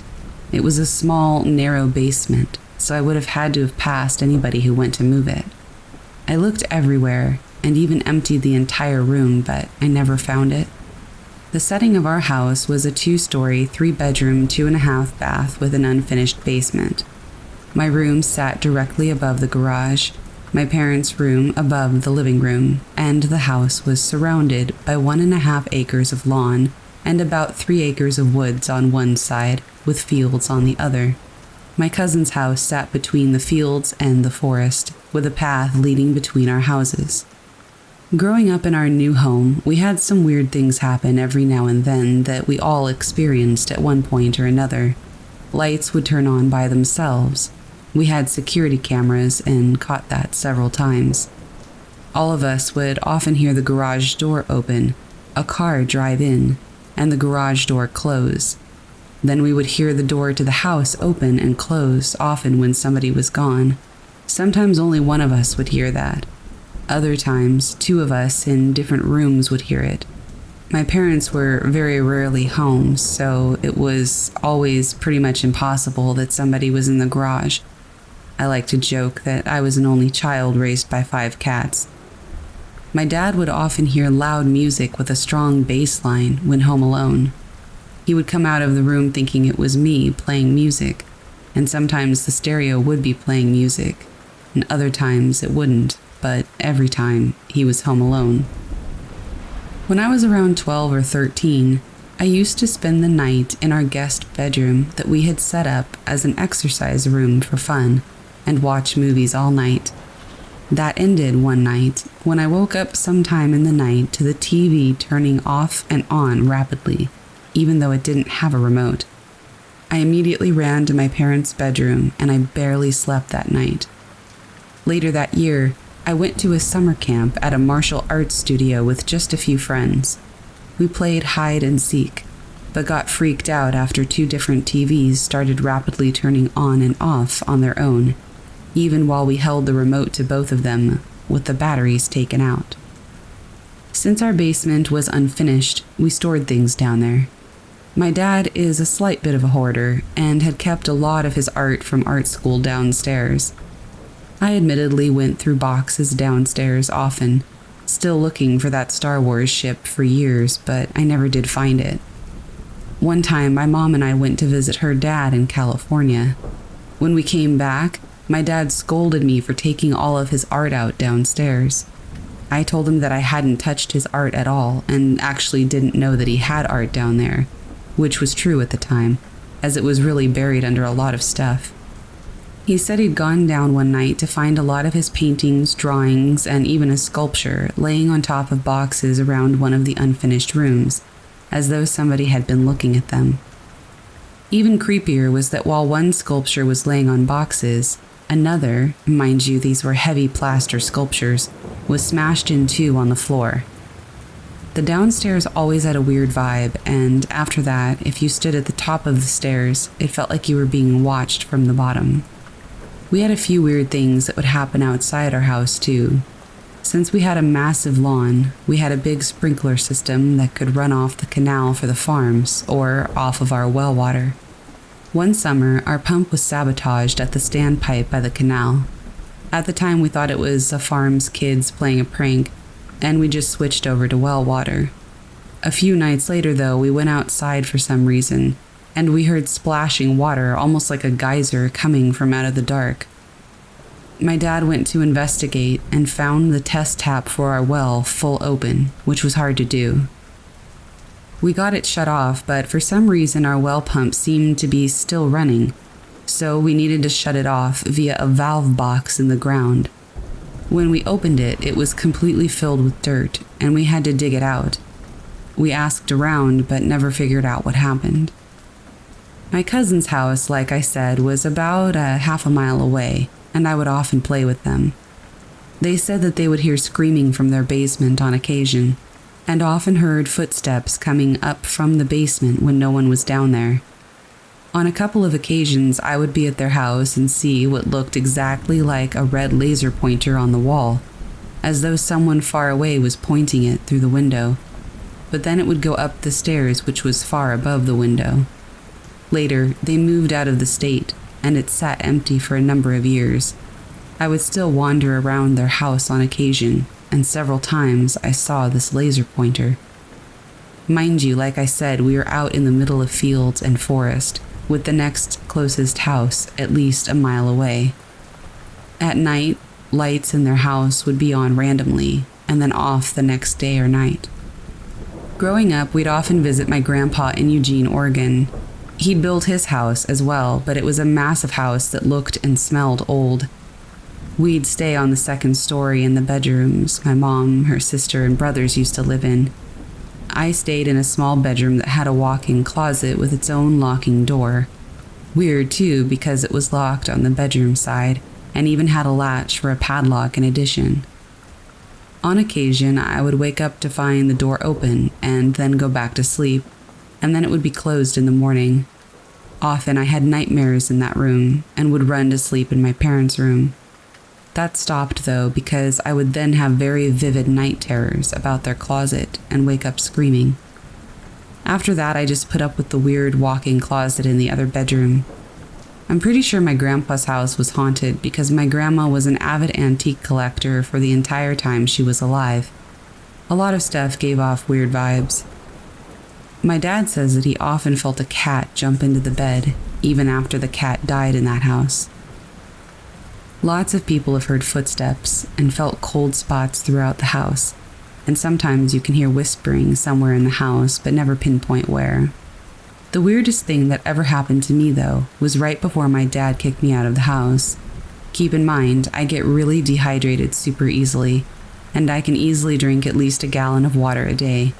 It's always been that way too. I don't know why. One night I had a dream that was actually very pleasant.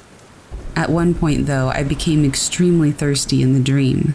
I kept looking for something to drink, but I couldn't find anything.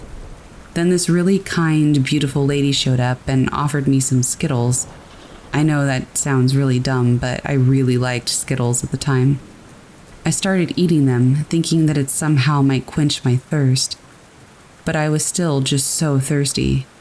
Seeing this, the lady seemed concerned, so she kept giving me Skittles, and I would take them and eat them while just standing there smiling. She would give me more. This went on for a bit, but then I realized my hand was hitting something in real life, which started to wake me up. I woke up with my hand hitting the wall because it was reaching off to the side of the bed for the Skittles and hitting the wall instead. When I realized this, I looked up involuntarily, and standing there smiling down at me with a white glow was the same lady. I just sat there for a moment, shocked, and then I bolted out of the room, ran downstairs, and drank some orange juice, and when I came back, she was gone. Over the years, I have felt bad for running out of the room, since it seems like she genuinely wanted to help, and she didn't seem malevolent at all. She looked to be maybe in her late 30s or 40s. I never saw her again either. There were lots of little things, like stuff moving around and hearing it move at night. I would think it was my cats, but then I would find all of them asleep downstairs. Lights we thought we'd turned off when we left the house would be on once again when we returned, and doors would be opened that we thought we had closed. One cat that I truly considered mine and was close to had some strange occurrences around my parents. He would constantly try to get into my parents' bedroom, where one of our cats took up permanent residence the entirety of her life. All of our doors were round knobs, and my parents would lock their door at night. My dad has OCD and checks all of the doors and windows every night, so there's no way that a door isn't locked after he checks it. He'd often come back multiple times too, and find them unlocked again even when my mom and I were both out of town. Anyway, my dad would often wake up in the middle of the night to see the door open, and my cat standing there as though he'd opened the locked, round knob door handle. It happened more than once, too. I never figured that out. My cat would also turn on faucets and flush toilets randomly. He was really smart. My cat died earlier this year, at the old age of about 20. On the night he died, I was asleep and felt a cat jump into my bed.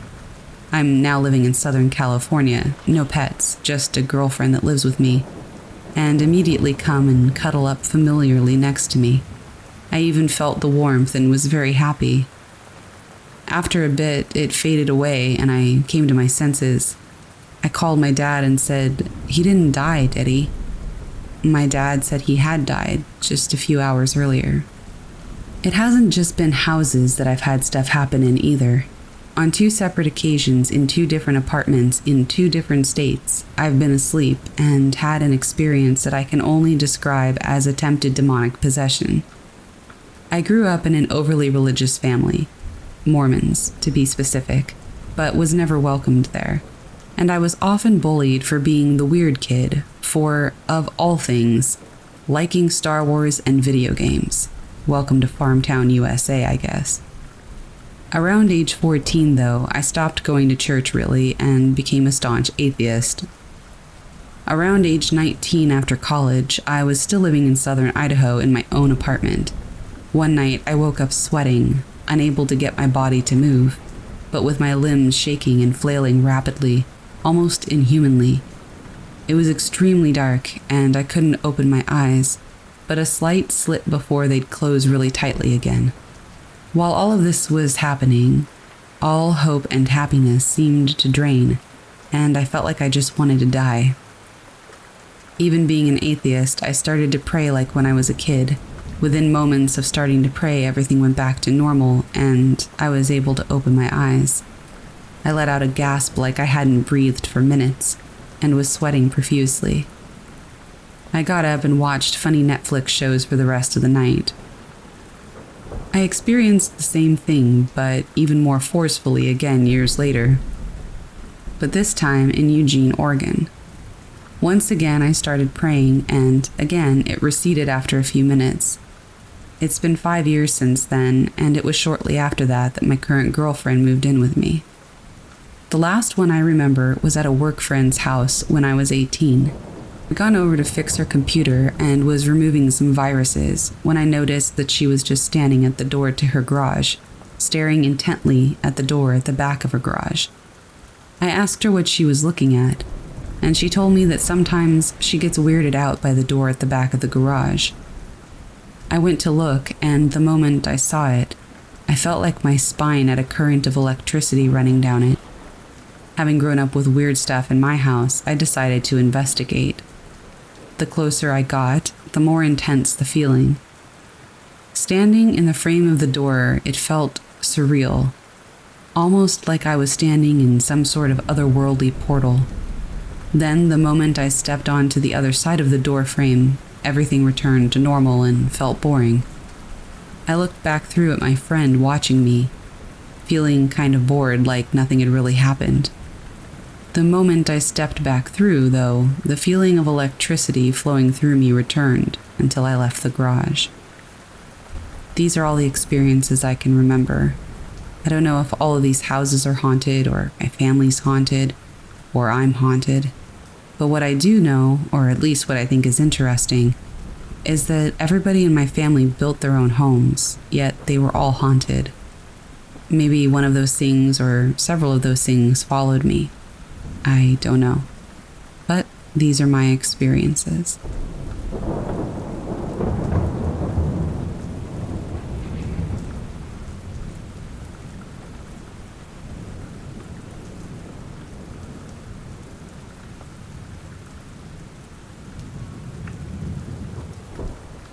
First off, I just want to say that this has been ongoing for years. We were literally 13 to 14 years old when stuff started going down. I'm 18 now, and I have a lot more common sense, or I would like to think so. So please try and look at this from a 13-year-old's perspective, and try not to judge our actions too harshly. Also, this gives more context to the adults in our lives not believing us. I have ridden horses all my life, but have never kept them close to home. When the opportunity came to keep them 5 minutes down the road from my house, and with my best friend's ponies, I was over the moon. Little did I know what was to take place over the following years. I will start this with a backstory. The horse I owned at the time came from a rescue that I volunteered at for 5 years. I was sitting down one day drinking a cup of tea with the owner of the rescue center, as we usually did after a hard day of mucking out fields and dragging barrels of hay to the 40 horses and donkeys that lived there, when she told me about a farm that was just down the road from my house, in a little village that we'll call Trophy. She said that her father had built that farm and that he'd be turning in his grave if he found out who owns it now. Immediately, I was intrigued, so I pushed for more info. She told me that the man who owns it now is Elliot, who's a pig farmer. He murdered his brother-in-law, who was asking him to pay back $150,000 in debt. Apparently, he ground him up in a meat grinder and fed him to the pigs. He then moved those pigs 2 to 3 hours away for long enough so that when the police eventually tracked them down, any DNA would have been long out of their system. He was actually charged for murder, but ended up being acquitted by the judge due to lack of evidence. What's ironic is that he moved those pigs without a moving permit, which is illegal, and suspicious as hell because moving permits are not that hard to get a hold of. So in the end, he got punished for the illegal transport of livestock and not for murder. She told me that although he was eventually found not guilty, everyone in the village knew that he did it. Now that we've got that out of the way, we'll go back to the farm that I would be keeping my horses at. I had known the owners for a while, as I used to ride one of Annie's horses, my best friend that I mentioned earlier. Nothing particularly scary happened while I was riding for her, except once. We had decided to ride down a different trail that day, one that went past an unfamiliar farm. We didn't know who owned it, and we weren't sure if they were friendly, so we proceeded with caution. All seemed fine as we were riding through the fields, until the path came to a stop. There were gates and guard dogs in the way. We assumed we must have taken a wrong turn, so instead of passing through the gates, we decided to carry on through the fields and around the outskirts of the farm. Unknowingly, we were now trespassing. The horses started to feel extremely uneasy beneath us. Mine would stop and shoot forward. Annie's started backing up into the brook that ran alongside us. Annie was hanging off hers, deciding whether to throw herself off, before they both ended up in the ditch, when I looked toward the farm. A man was stood completely still, staring at us. I honestly thought he was a scarecrow at first, and I had no idea how long he'd been there. He disappeared after about 30 seconds of making eye contact with me. For some reason, it made the hairs on the back of my neck stand up. There was something so unsettling about him. A few minutes later, we finally got the horses under control. That's when we heard gunshots behind us. Guns are illegal in my country. Only licensed owners can have them. The only reasonable explanation was that somebody was scaring birds off their crops or shooting bunnies and they hadn't seen us coming. We went into a flat-out gallop. We were terrified because if they really didn't know we were there, we could have been caught by a stray bullet. All the while, we were looking back to see if any birds flew to confirm our theory. They never did. That shot was meant for us, to warn us to stay away. Later that night, we looked back at the map to see where our wrong turn had been. The gates were where the trail carries on, but who in their right mind would go past a bunch of snarling guard dogs? At any point, that man could have redirected us. Shooting toward us was pretty psychopathic. We didn't tell anyone that day, as we thought we would get in trouble for trespassing. But that's only where the problems began. When I brought Eric to the farm, things calmed down. There were odd scenarios that played out. Sheep were stolen, our ponies were let out, and a white pickup truck would be seen prowling the area often. But again, nothing too serious. That was until October of that year, when we would end up riding in the dark as the days were shorter in the winter. This particular evening, we were just goofing around and laughing, like 14-year-olds do, when we heard an owl hooting. It was coming from one of the fields that the scary farmer owned. I began imitating it, joking around, and not really expecting a reply, but it did reply. I found this hilarious, and Annie began joining in. This carried on for about 5 minutes, which in hindsight was definitely a red flag. Any owl would have stopped replying within the first 2 or 3 calls, realizing that it wasn't speaking to one of its own. This one always replied, and sounded louder every few calls. The longer this went on, the less owl-like this thing sounded.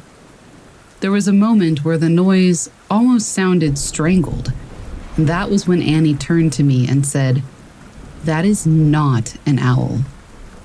We realized that we had just led whoever was in that field right to us. They could now pinpoint exactly where we were. We turned our flashlights off and ducked, trying to be quiet, which is difficult when you have a 1,200-pound animal squishing through the mud underneath you. We decided, screw it, and we galloped the rest of the field back to the farm. What we didn't realize was that the weight of the horses had left deep hoof marks in the soil, leading straight back to us.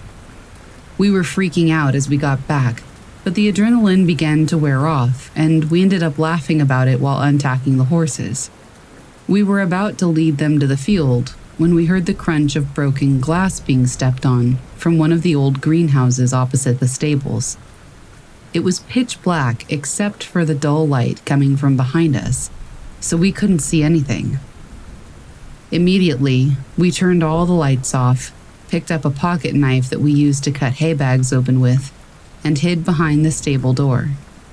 We waited for 10 minutes with no phone signal to call the police, but didn't hear a thing, scared to even breathe in case it made too loud of a sound. I decided to be brave and make a dash for the horses who were tied up outside, thinking that if I could jump onto one, I could get out of there quicker than whoever I might see. My eyes had adjusted to the darkness, so I could kind of see into the greenhouse. I shouted back to Annie, "There's no one here, we're just being paranoid." Again, we laughed it off, trying to shake the terror that we had just experienced. It was only the next day that it became very, very real. The next morning was hot. The ground had baked and preserved the hoof prints we left from the previous night. However, there was something else in between them.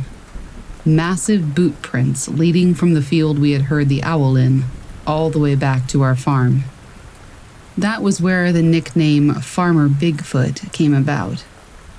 We told our parents, but they decided that we were just making drama out of paranoia and didn't believe us, and that was that. These boot prints started appearing a lot. We would skate on the ice where the fields flooded over in the winter. We noticed the prints a few times, stopping on the edge of the field where we would skate, and then continuing in the opposite direction. We didn't ever see anyone watching us, though. I lost Annie's phone in the fields one night. We went looking for them in the dark. The next morning, footprints. Farmer Bigfoot footprints. Our trail started getting blocked off. First, a huge tree. I'm talking a couple 100 years worth of trunk and branches was brought down onto our trail. It was then set on fire after we cut ourselves a path through it. When we weren't being deterred, they seemed to give up. Until 2018, when huge mounds of rubble started being dumped on our trail. This time, the trail was basically inaccessible. We spoke to a man who lives on the corner, who told us that he didn't want to name the farmer who was behind all of this, but that we should report it as it is illegally blocking a bridle path. We tried to report it, but the council won't go near him because he's too scary of a man. This guy told us that we were being watched and to be careful. Now this freaked us out. But us being stupid kids, we stayed from 5 p.m. till 9 p.m. clearing a path through the rubble. We also wrote "FU" in stones just for effect. The next day, there were 3 more piles of rubble, and our path was covered over. We were at a loss, so we decided to talk to one of the neighboring farms that keeps horses. Without telling us a name, she said, "You have to be careful messing with him. Around here, he's known as the man who makes people disappear." And that's when it clicked. This whole time, we'd been messing with Elliot. Farmer Bigfoot was Elliot. The same Elliot who fed his brother-in-law to the pigs. No wonder the council wouldn't go near him. Again, we tried to tell our family, but nothing came of it because they thought we were just being dramatic. Things continued happening. Bones were left on top of the rubble piles. Again, I'm guessing this was to scare us. A whole herd of sheep were stolen. The horses kept being let out. The owners of our farm would never say who they suspected, but we all knew who it was. The white pickup would turn up almost every week. We started leaving breadcrumbs on our Snapchat stories, thinking if it was weird enough for people to screenshot, we'd have multiple witnesses if anything happened to us. We told friends that if we disappeared, make the police look at Elliot. We were terrified. It quieted down after a while, until September of last year. We had just ridden, and I was leading both horses back to the field on my own. It's down a dirt track about a 2-minute walk from the stables. I walked through the wooded area on the track, and immediately this smell hit me. It was vile, and I knew what it was immediately. Death. Literal rotting flesh. It was enough to make you gag. I put the horses out and immediately ran back to Annie to come and investigate with me. The farm owner, we'll call him Ryan, overheard me and went into the house to grab a flashlight. Annie has a weak stomach, so as soon as the smell hit her, she threw up. It was so strong and so disgusting. Ryan soon joined us and said, "Someone has definitely been in here." That just added to our fear. Annie had recovered from her vomiting fiasco and rejoined us in the search. Ryan then said, "I really don't know what we're going to find out here, girls, but I don't think it's going to be an animal." Our fear meter was now at the max, but morbid curiosity drove us forward. After an hour of searching, we decided to unstack a pile of wooden pallets. And that's when we saw bags of white flesh. They were clear Ziploc bags. Maggots crawled inside the bags, but there were no holes, implying that whatever meat was in there had been rotting for a good while before it was cut up and put in the bags. It was the most surreal experience. After more vomit from Annie, we decided to call it a day, reassured that Ryan would now deal with whatever the hell this was. We assumed that he would have called the police. We got home and cried to our parents, but again, they dismissed it. How the hell are we being dramatic when we just found chunks of rotting flesh in the woods? Anyway, Ryan is hands down one of the loveliest men on the planet. We always felt safe around him. But what we found out days later was extremely questionable. He didn't call the police. He buried the meat. He didn't throw it out. He buried it. What the fuck? We assume now that it's because he's old and vulnerable and he didn't want to get involved in anything that might put him or his family at risk. I still have no idea why Annie and I didn't phone the police. I'm guessing because we didn't want to cause trouble for Ryan. And no one else believed us, so why would the police? This is, unfortunately, I guess, where my story concludes. I know, how unsatisfying. I'm no longer at the farm, but I still have horses. My parents now believe everything I told them. I think maybe because I've kept telling them for the past 5 years. In hindsight, they wonder why the hell they didn't move the horses out of there. Annie and I are still best friends, and we reminisce from time to time about how we were stalked by a murdering farmer for nearly 3 years. We will never know what that meat was, or if Elliot had anything to do with it, nor will we know why he followed us all those years, trying to stop us from riding down our very own bridle path. But honestly, I'm not sure I want to know.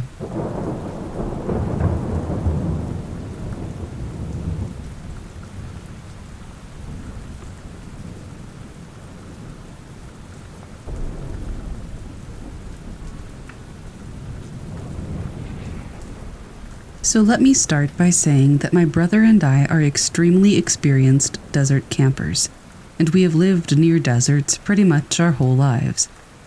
I have never in my 20 years of life ever for 1 second believed in anything paranormal, or anything to do with evil spirits. Unlike my brother, who has always sensed presences and been able to see mostly what we call jinn, also known as demons. Last night, though, things changed for me, and it marks the last time that we'll be camping alone in the desert. We've always had the same place we like to go whenever we want to camp with minimal effort. Our day started as normal as ever, but as we got closer and closer to our destination, I saw my brother's mood completely shift. When I asked what was wrong, he just shrugged me off and told me to just keep driving. When we arrived, I felt completely fine, but my brother was still unusually quiet. It was around 1 p.m. at that point, and we were planning on leaving at about 12 to 1 in the morning. Because of the heat, we made the terrible decision to set up under a few trees and a source of water, which in the Middle Eastern culture where we live is where the jinns live at night. Not that I believed in that at the time, of course. However, we still set up our camp and continued on as normal. Now, my brother always says that when he feels a presence, or several in this case, he gets extremely unlucky. First, he almost dropped a box of coals on his foot. Then he spilled an entire bottle of Coke on his phone. Then he dropped it into the sand and proceeded to smash his elbow on the edge of the chair he was sitting on. His elbow is now very swollen. And last, but certainly not least, when he was looking through one of our boxes, he felt something cold and sharp right against his arm. He realized it was an unsheathed knife, which we packed with its case the previous night before. And later he said that it felt like something had pushed his hand into it, right where his veins are. All of these events consecutively occurred within a matter of a few hours, which made us both uneasy, and I, for the life of me, could not figure out why he was suddenly so unlucky. As I was starting to question his clumsiness, a random couple appeared out of nowhere, informing us that they were stuck in the sand and needed help.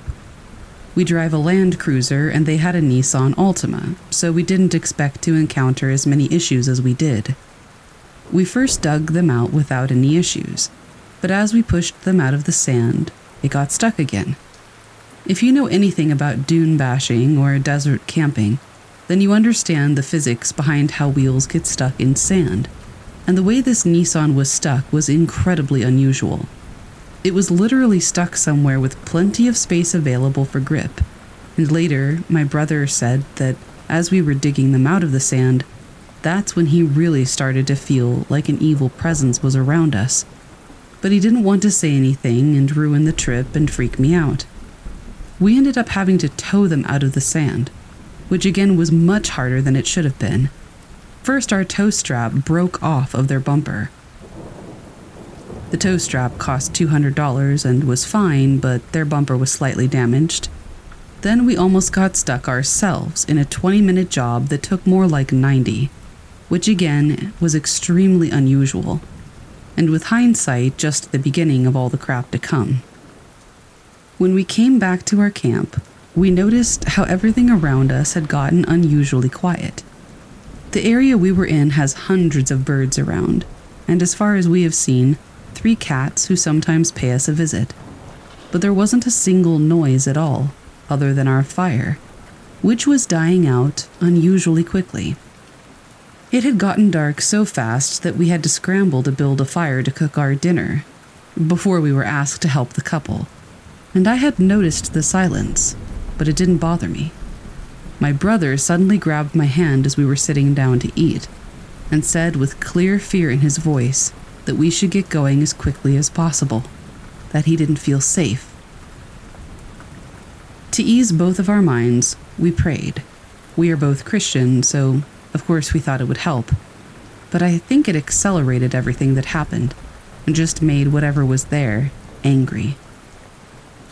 We quickly finished our dinner, and me being the skeptic, I was completely fine staying there, but I wanted to humor my brother. But that's when I started getting the nagging feeling that it was time to pack up and leave. It hit me like a wave, and I was quite taken aback by the feeling.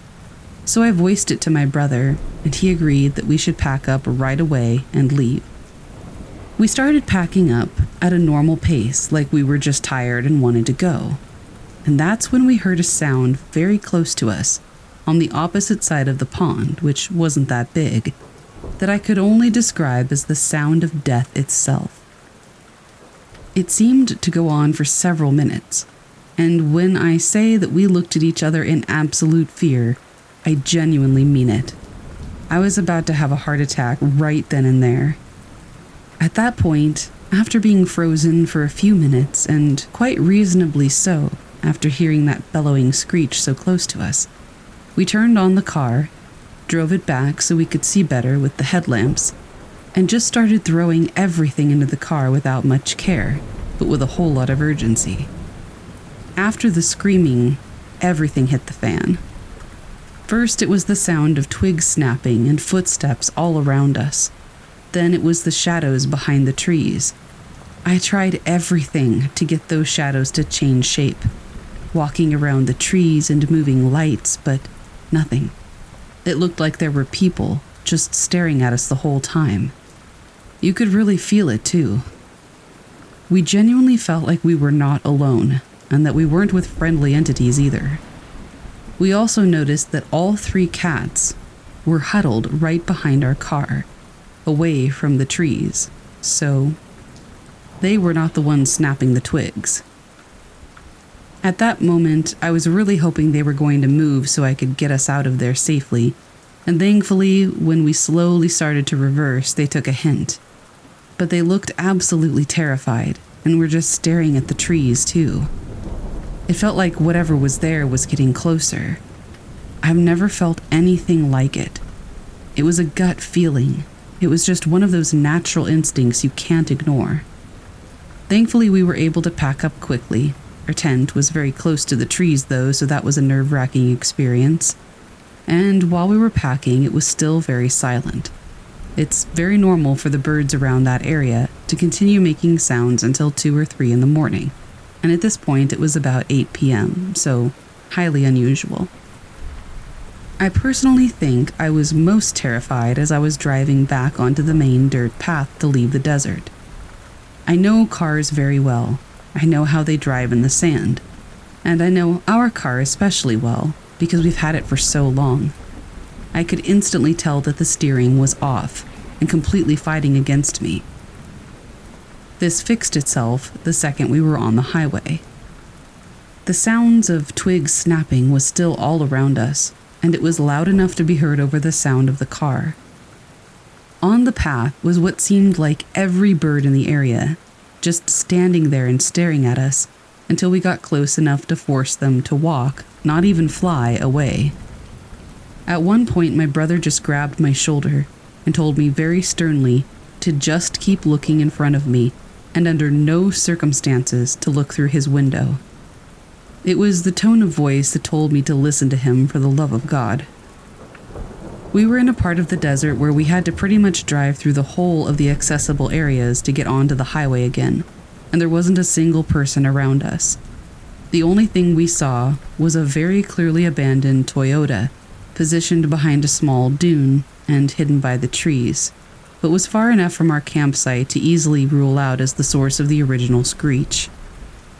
The worst thing I saw as we were closing to the exit was that we saw in the middle of the path, staring directly at us, a deer. A deer. I have only seen one deer in 16 years of living here, and that was in someone's garden as a pet. It's safe to say that I was in complete shock. The deer was just not moving at all until I got close enough that we could practically smell the thing, before it slowly walked off the path while looking right at us. We quickly moved past the deer, and again my brother, with a grasp of my shoulder and a stern voice, said to keep my eyes right on the road. I asked him later as we got onto the highway what it was that he kept seeing, and he very reluctantly told me that he kept seeing large figures around us any time we went through a bend, and they were all either pointing right at us or ahead of us.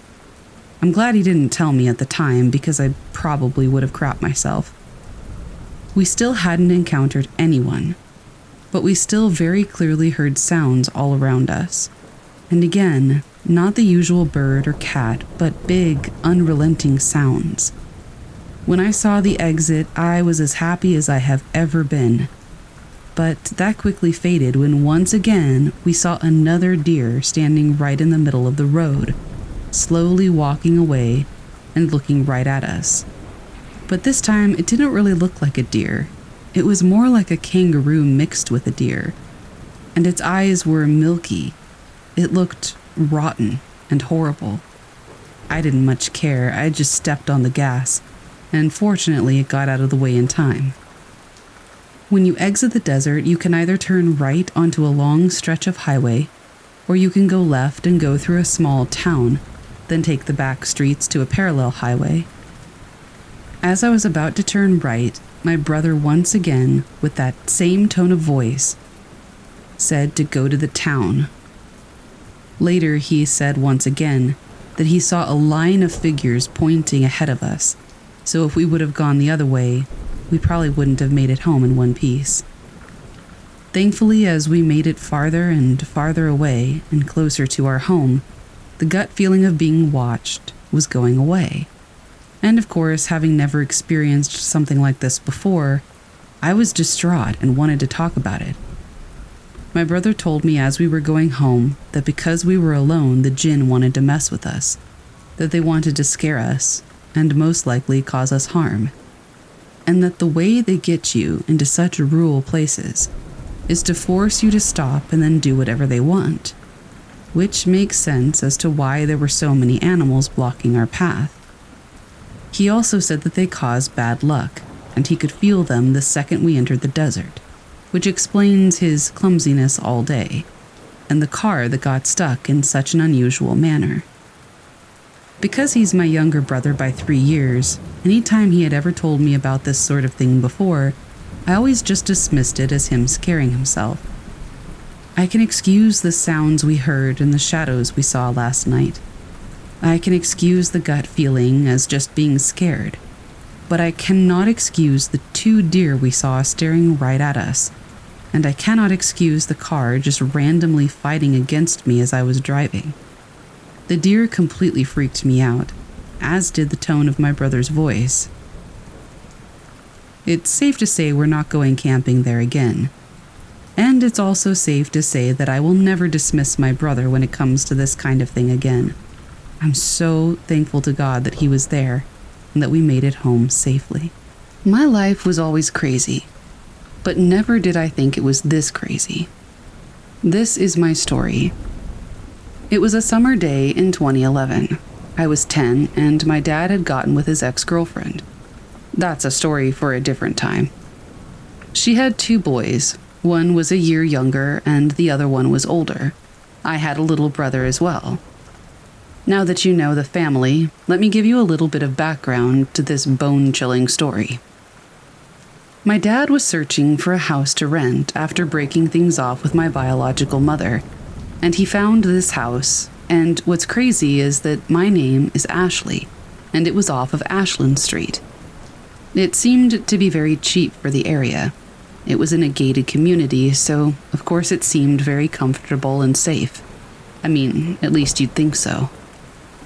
I moved with my dad into this house with his ex-girlfriend and her 2 boys, so there were 4 kids all together. We'll name them Kobe, the year younger, and Jerry, the older one, and then my little brother, Brandon. I have changed their names for privacy. It was an older house, so nothing brand new was built, but it was definitely pretty cheap. I mean, for a gated high-middle-class neighborhood. We moved in. I don't remember the exact date, but it was in the summertime. I live in Vegas, so the heat is sometimes unbearable. One day it can be 99, and the next it's 104. My dad wakes me up and is really excited about moving out and just being free. My biological mother was a freeloader and a real piece of work. My dad and I picked up all our boxes and we went to the house. Now this is the first time that I was seeing it, but of course my dad did a tour with the landlord. So I went through the place, picking my bedroom and all the fun things you do when you move into a brand new house. I shared a room with my baby brother, Brandon. He was like 4 or 5 at the time, so really young. I got the room I wanted, I guess out of the 3 I could have picked. It was a 4-bedroom, 3-bathroom house, 2 upstairs and 1 downstairs. The first night wasn't anything out of the ordinary. We got Little Caesars pizza and watched Cops, my dad's favorite TV show. We went to bed and woke up like normal and went on about our day. Again, still really normal, nothing crazy. The second night was just as normal. It was about a week into living in the house when things started to happen. It was almost like the ghosts wanted to make sure we stayed or something. How sweet. So it was more like night 8, and I was walking up the stairs. I was alone in the house and the stairs had carpet. I walked up them and I swear I kept hearing somebody walking behind me. But every time I would turn around, nothing would be there. I just kind of kept it to myself and told myself I was just paranoid for being at the new house by myself.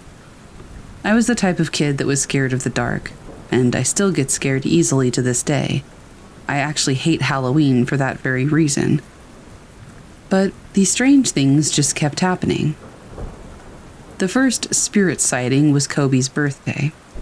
He got a new spyware truck thing, where you can put a camera on the toy truck and go around the house. It's kind of like a GoPro. Well, we decided to pull a prank on Jerry, so we put the camera in his room to prank him. He was asleep, so he would wake up and freak out that there was a camera. I mean, we were all under 12, so it was really funny to us, but that's not all I caught. I know the typical white woman in a white robe thing, I get it, but it was true. All we could see was a silhouette of a young woman, probably in her late 20s or early 30s, standing over him. Of course, as the two young boys were so sweet, they had me go up to check myself.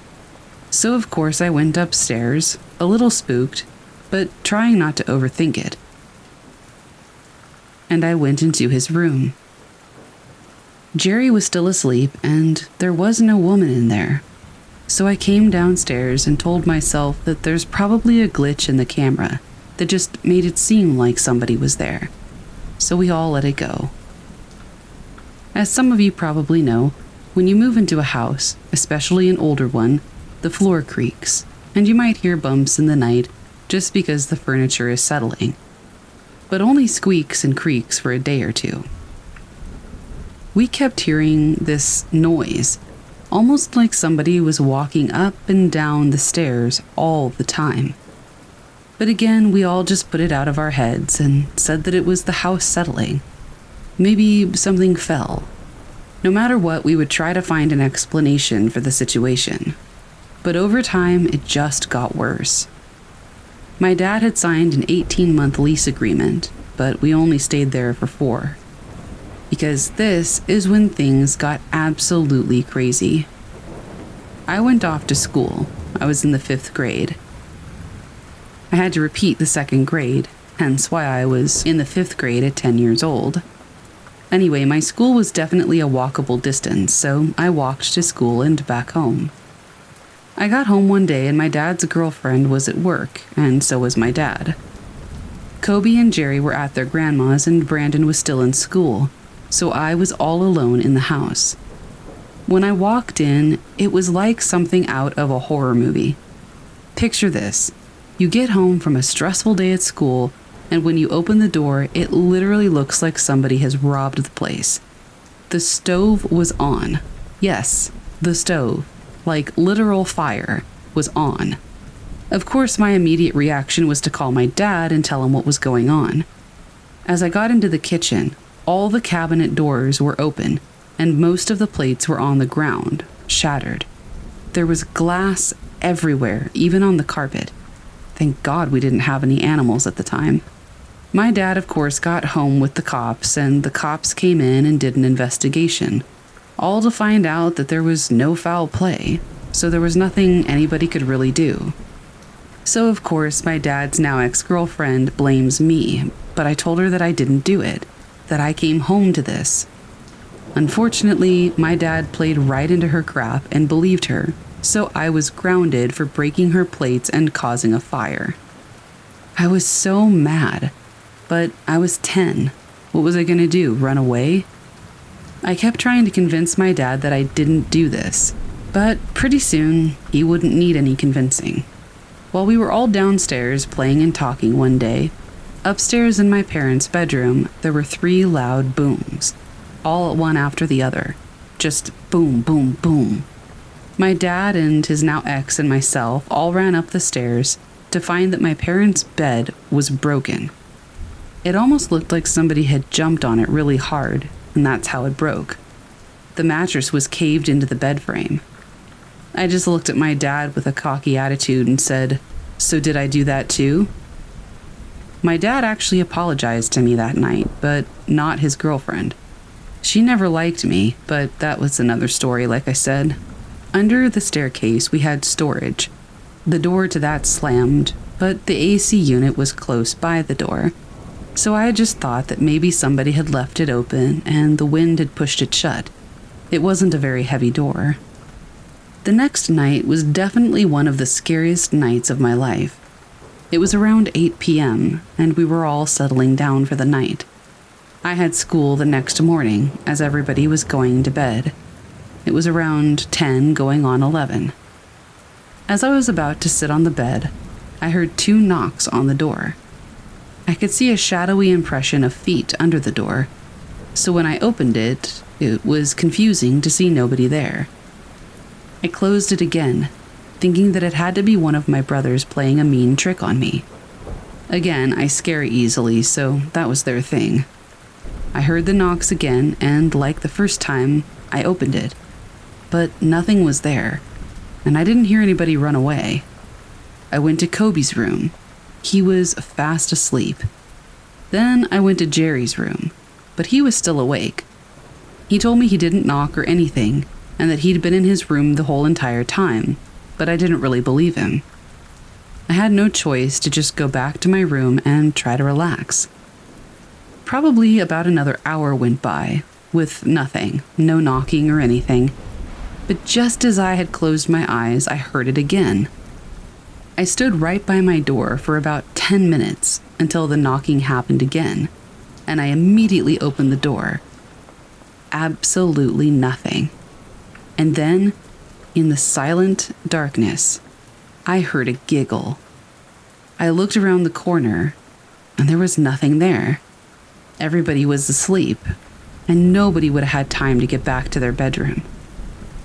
I just went to bed. I wanted it to be over so badly. The next morning, I tried to tell my dad what was happening, but he said I was just dreaming. I looked at him and said, "So is the kitchen, and the fire, and the bed. That was all a dream too, right? Because we're all either having some really crazy Jumanji stuff happening, or there's more to it."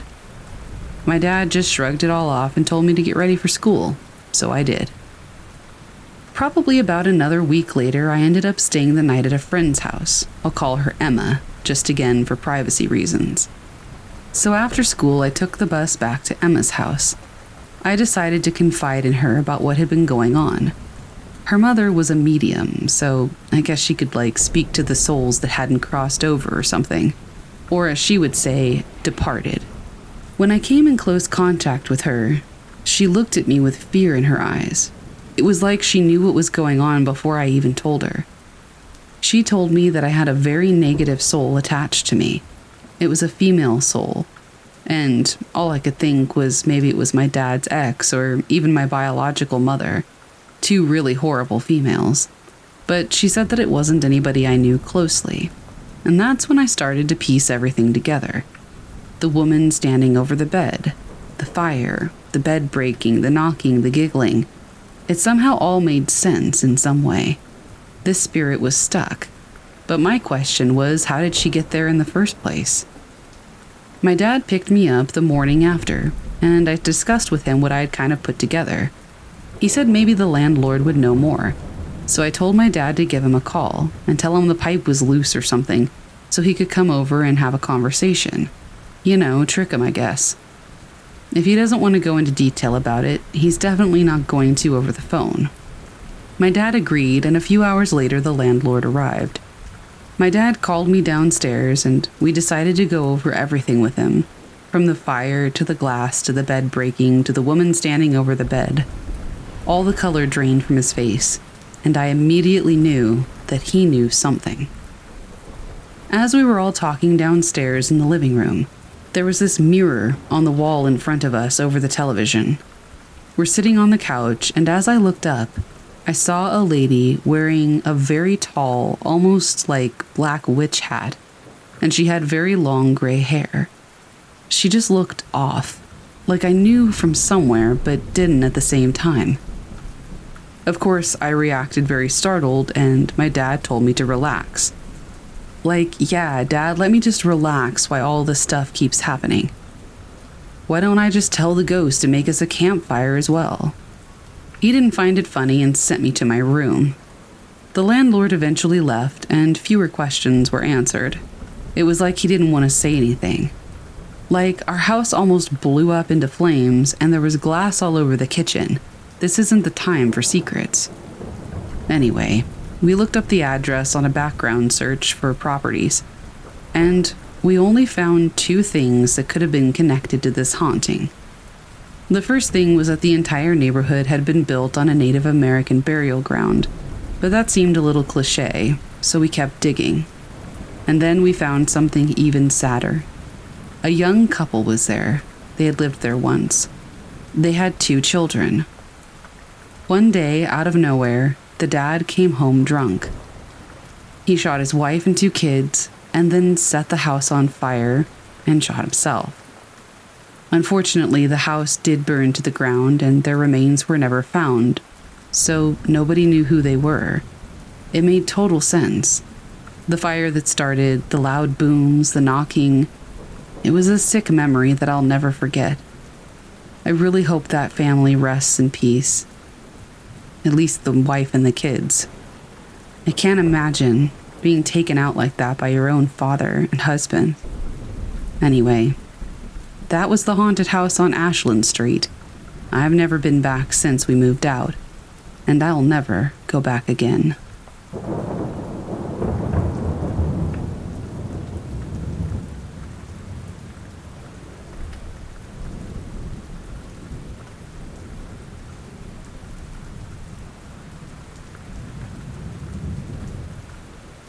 I am a 23-year-old female, and my husband is a 23-year-old male.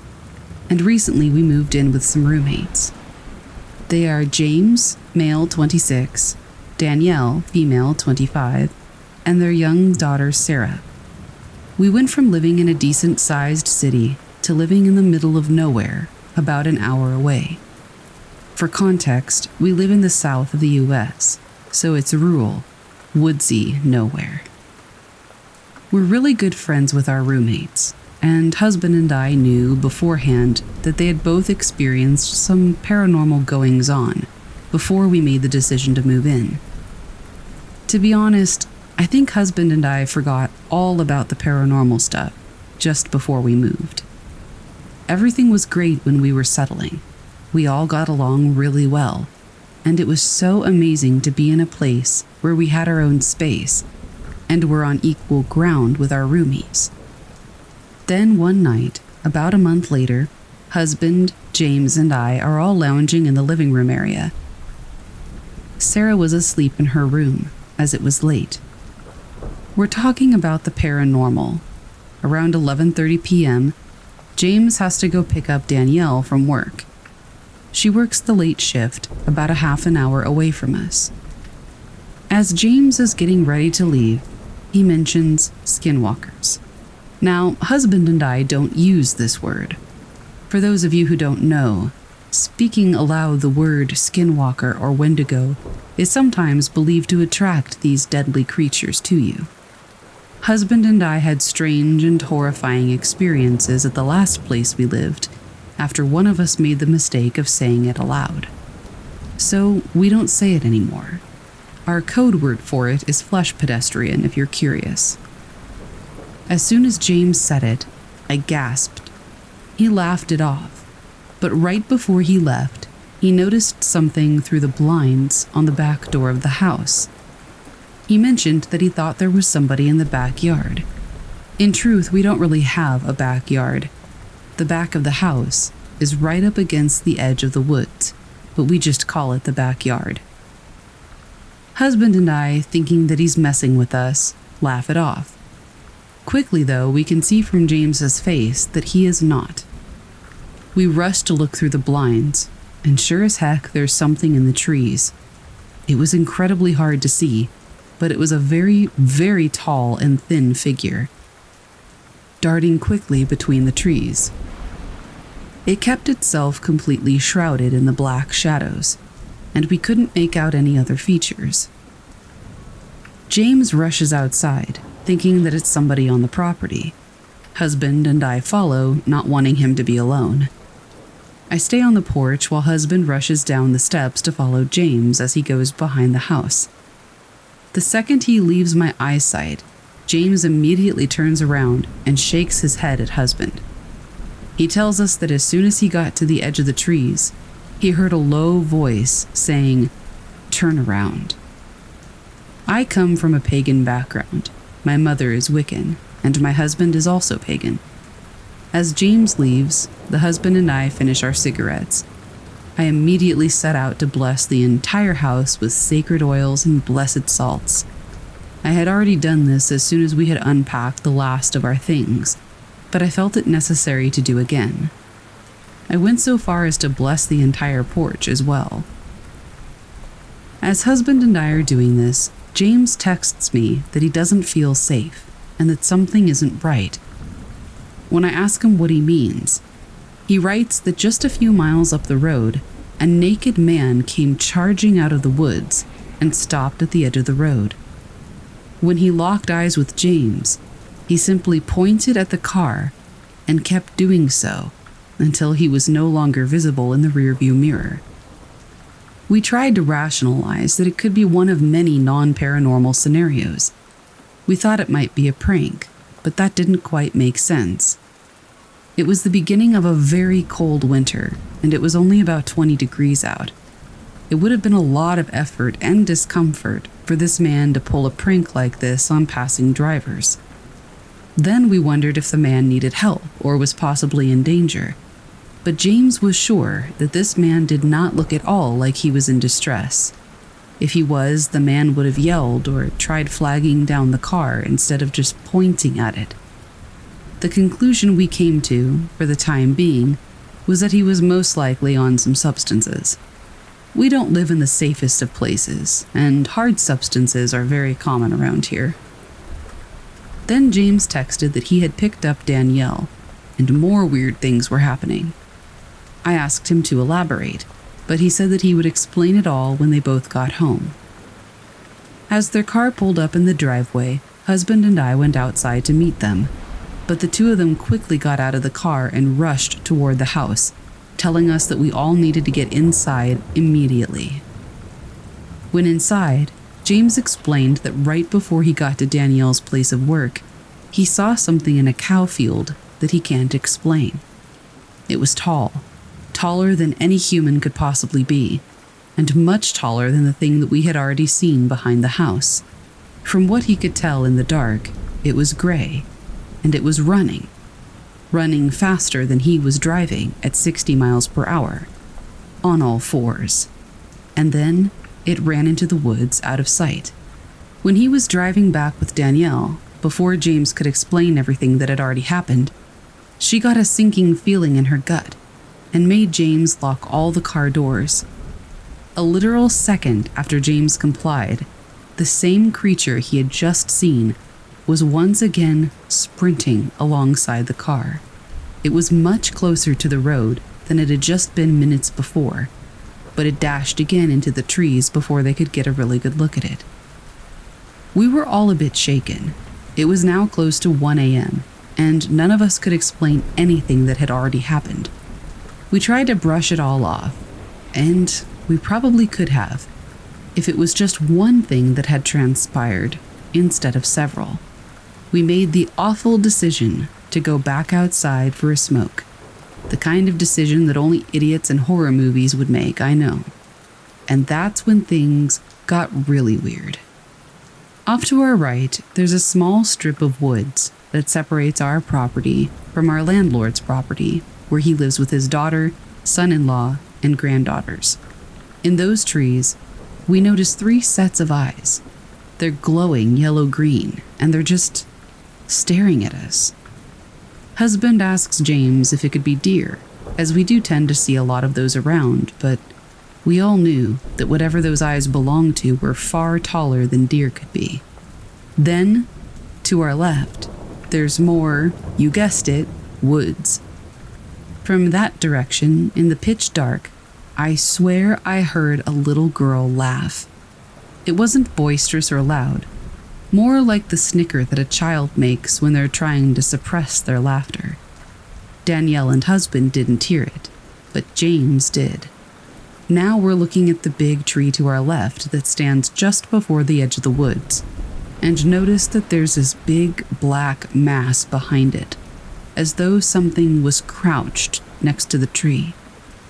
We all try to rationalize that it's just a big bundle of leaves, but I don't think any of us really believed that.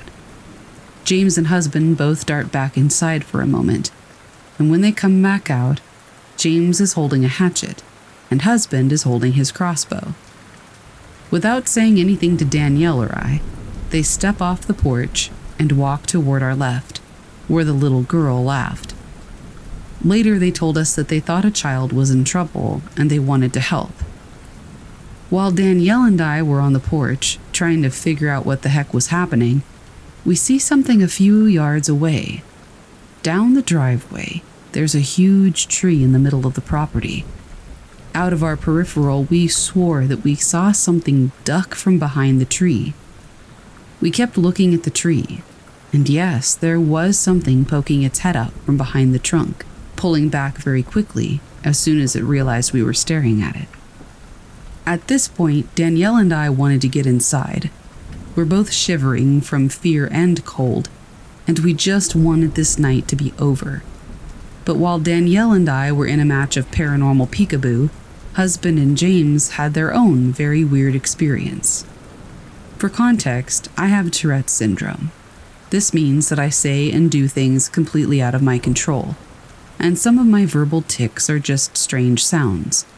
Some of those sounds include blowing raspberries or popping my lips, which are my two most common verbal tics at the moment.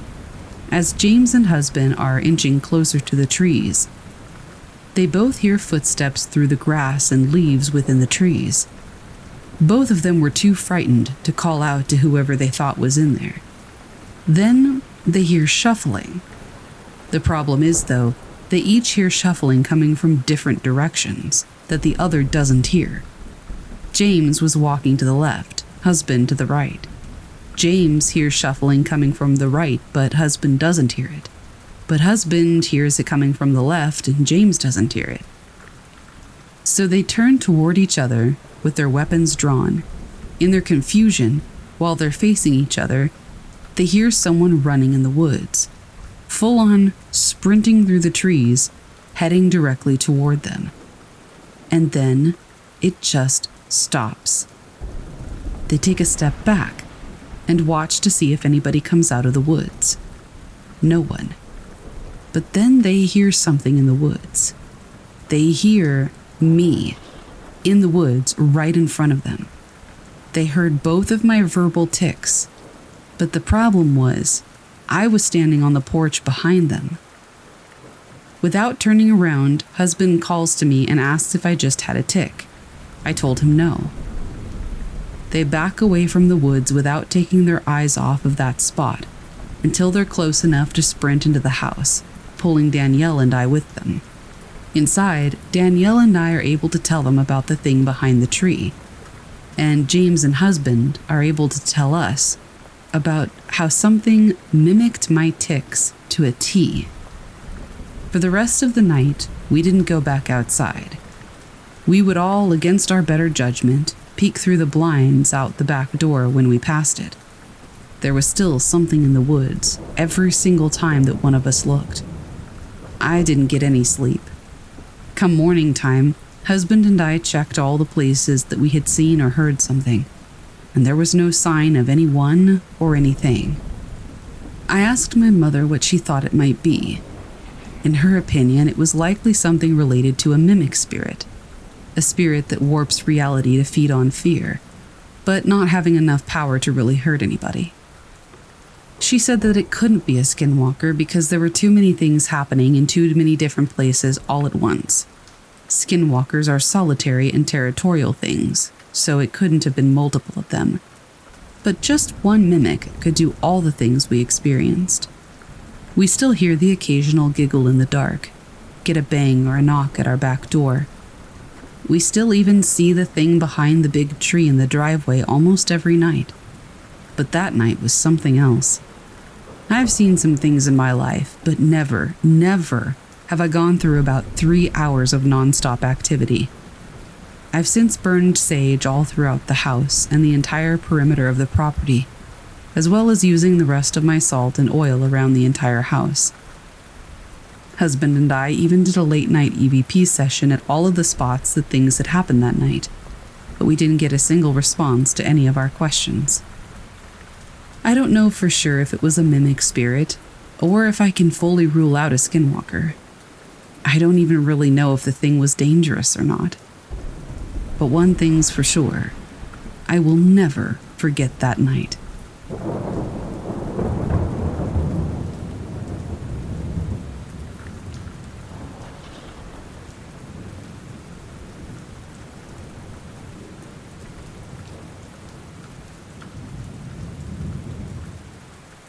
I have had many paranormal, seemingly extraterrestrial, glitch in the matrix, and skinwalker experiences. I think one too many for one person to have. The one I am going to tell you about freaks me out to this day. There is quite a bit of detail to this story, so I will try to make it as coherent as possible. The time was 2011, my final year of high school. Now, I am a Navajo from a small reservation in New Mexico, and the nearest city is 30 miles west. I attended a public school in that city. Therefore, I had to wake up at 5 a.m. every morning to catch the bus at 6, which picked up more kids along the way, and we would arrive with just enough time to get breakfast before class at 7:25. This particular morning seemed normal. My alarm went off at 5. I showered, fixed my hair, and was ready by 5:40. I would usually give myself 10 to 15 minutes to make some breakfast and pack my lunch. I did just that, and decided to have Pop-Tarts that morning. I checked the time on the stove clock, and it was 5:50. I popped the tarts into the toaster and went to my room to gather my things into my backpack. As I was finished with that, I saw that my alarm clock read 5:55, and I went to grab my Pop-Tarts. The stove clock read 5:56. We had a big clock right by our front door, and it also read 5:56. I checked the time often so that I could perfectly time my walk to the bus so that it showed up just as I arrived at my bus stop. Additionally, it was a winter morning, and it was dark out. The sun didn't start to come up until about 7, and I didn't want to be stuck in the cold dark for too long. Normally, when I stepped outside, there would be cars driving about, neighbors who turned on their vehicles to warm them up from a frigid winter night. But that morning, there was nobody, and that was a bit strange to me, but I didn't pay that fact any mind. Now, since it's the reservation, aka the middle of nowhere, where I lived, there wasn't much light either.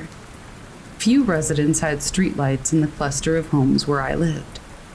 Unfortunately, the route that I walked every day had no streetlights, so the only lights I could see in the near pitch black were the ones at my back from our porch light in the north, a neighbor's porch light who lived 3 acres away in the southern direction, and the far-off lights of the city that lit the sky in the east.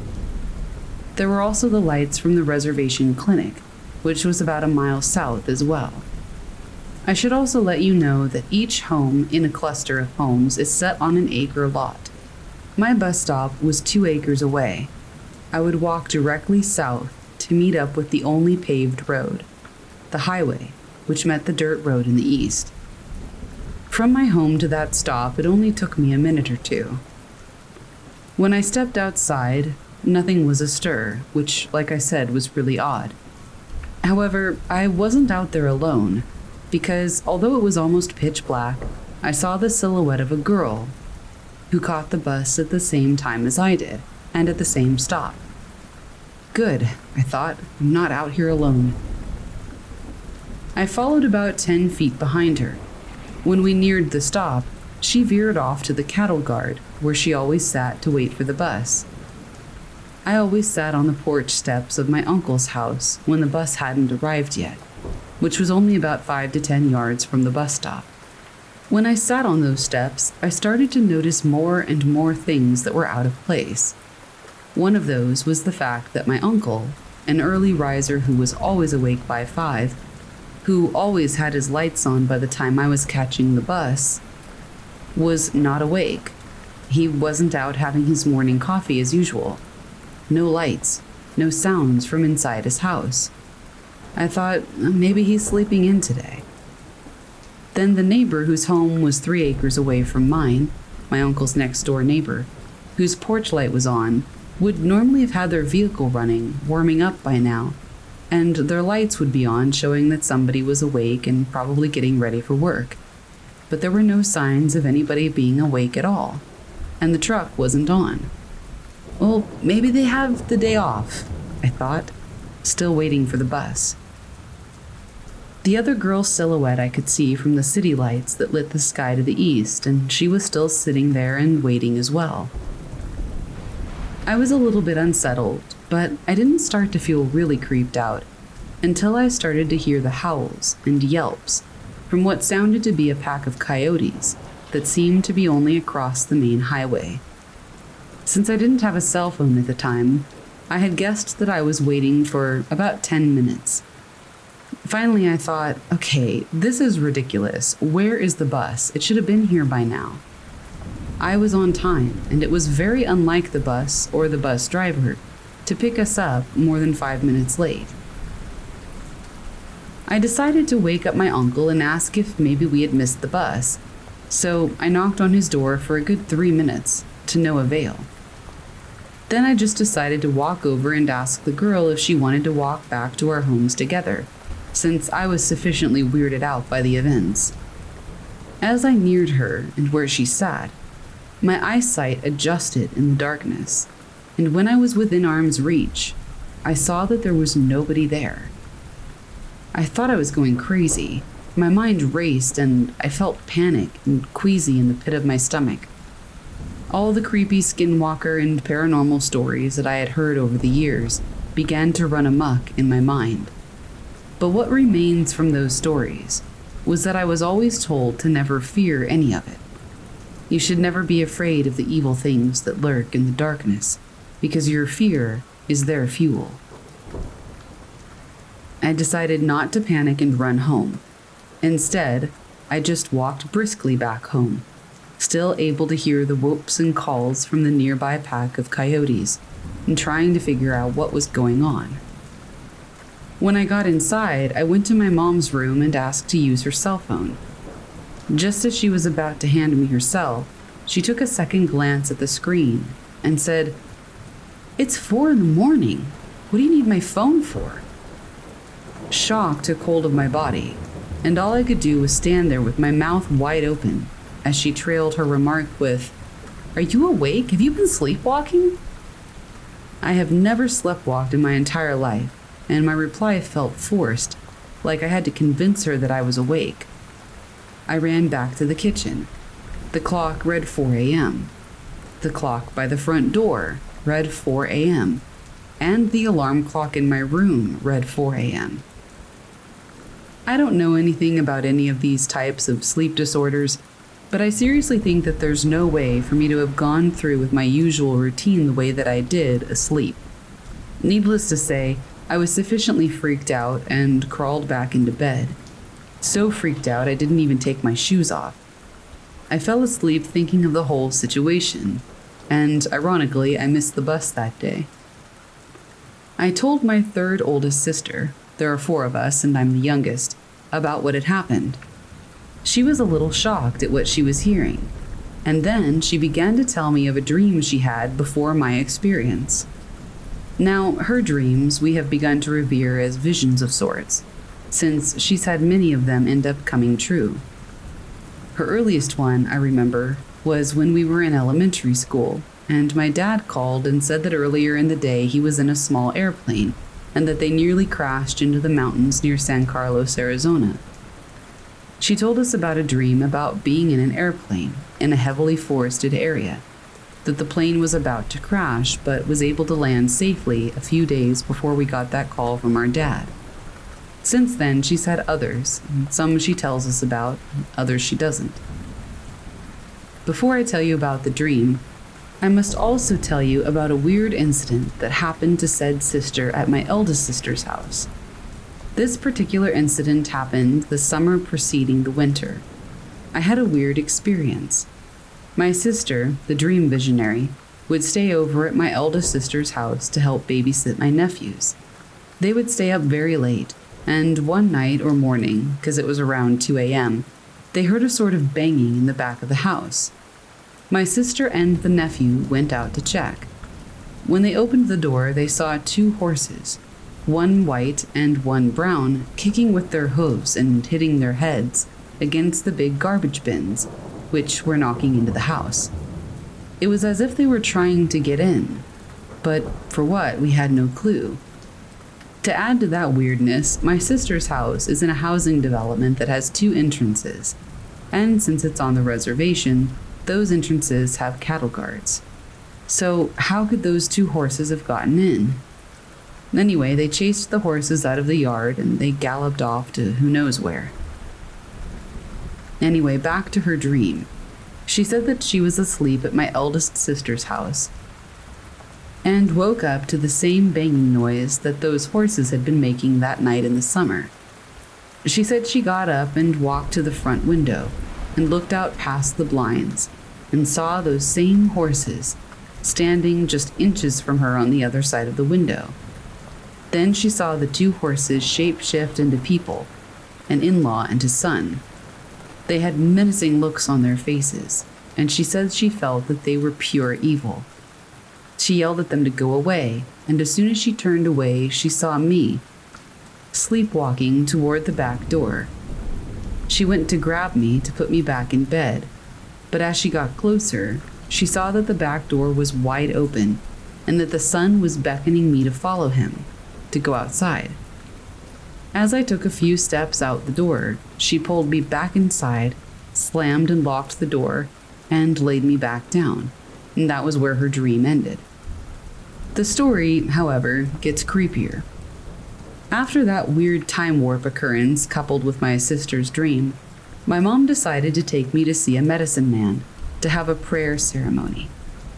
He said that it was a skinwalker who was messing with our family. He said that the skinwalker intended to destroy my mom's life, but that she was too strong, and that the harm it wished for her would then fall to her children, the weaker ones. And here I thought I was being pretty strong. Further, he said that the skinwalker impersonated the shadow of the girl who usually rode the bus with me, and was also the one who created the sounds of the coyotes. The skinwalker created an illusion to lure me outside, and that the skinwalker was someone within the family. After the prayer ceremony, he said that I should never repeat anything that he said, or even the events that occurred. I don't think a lot of people heed that, though.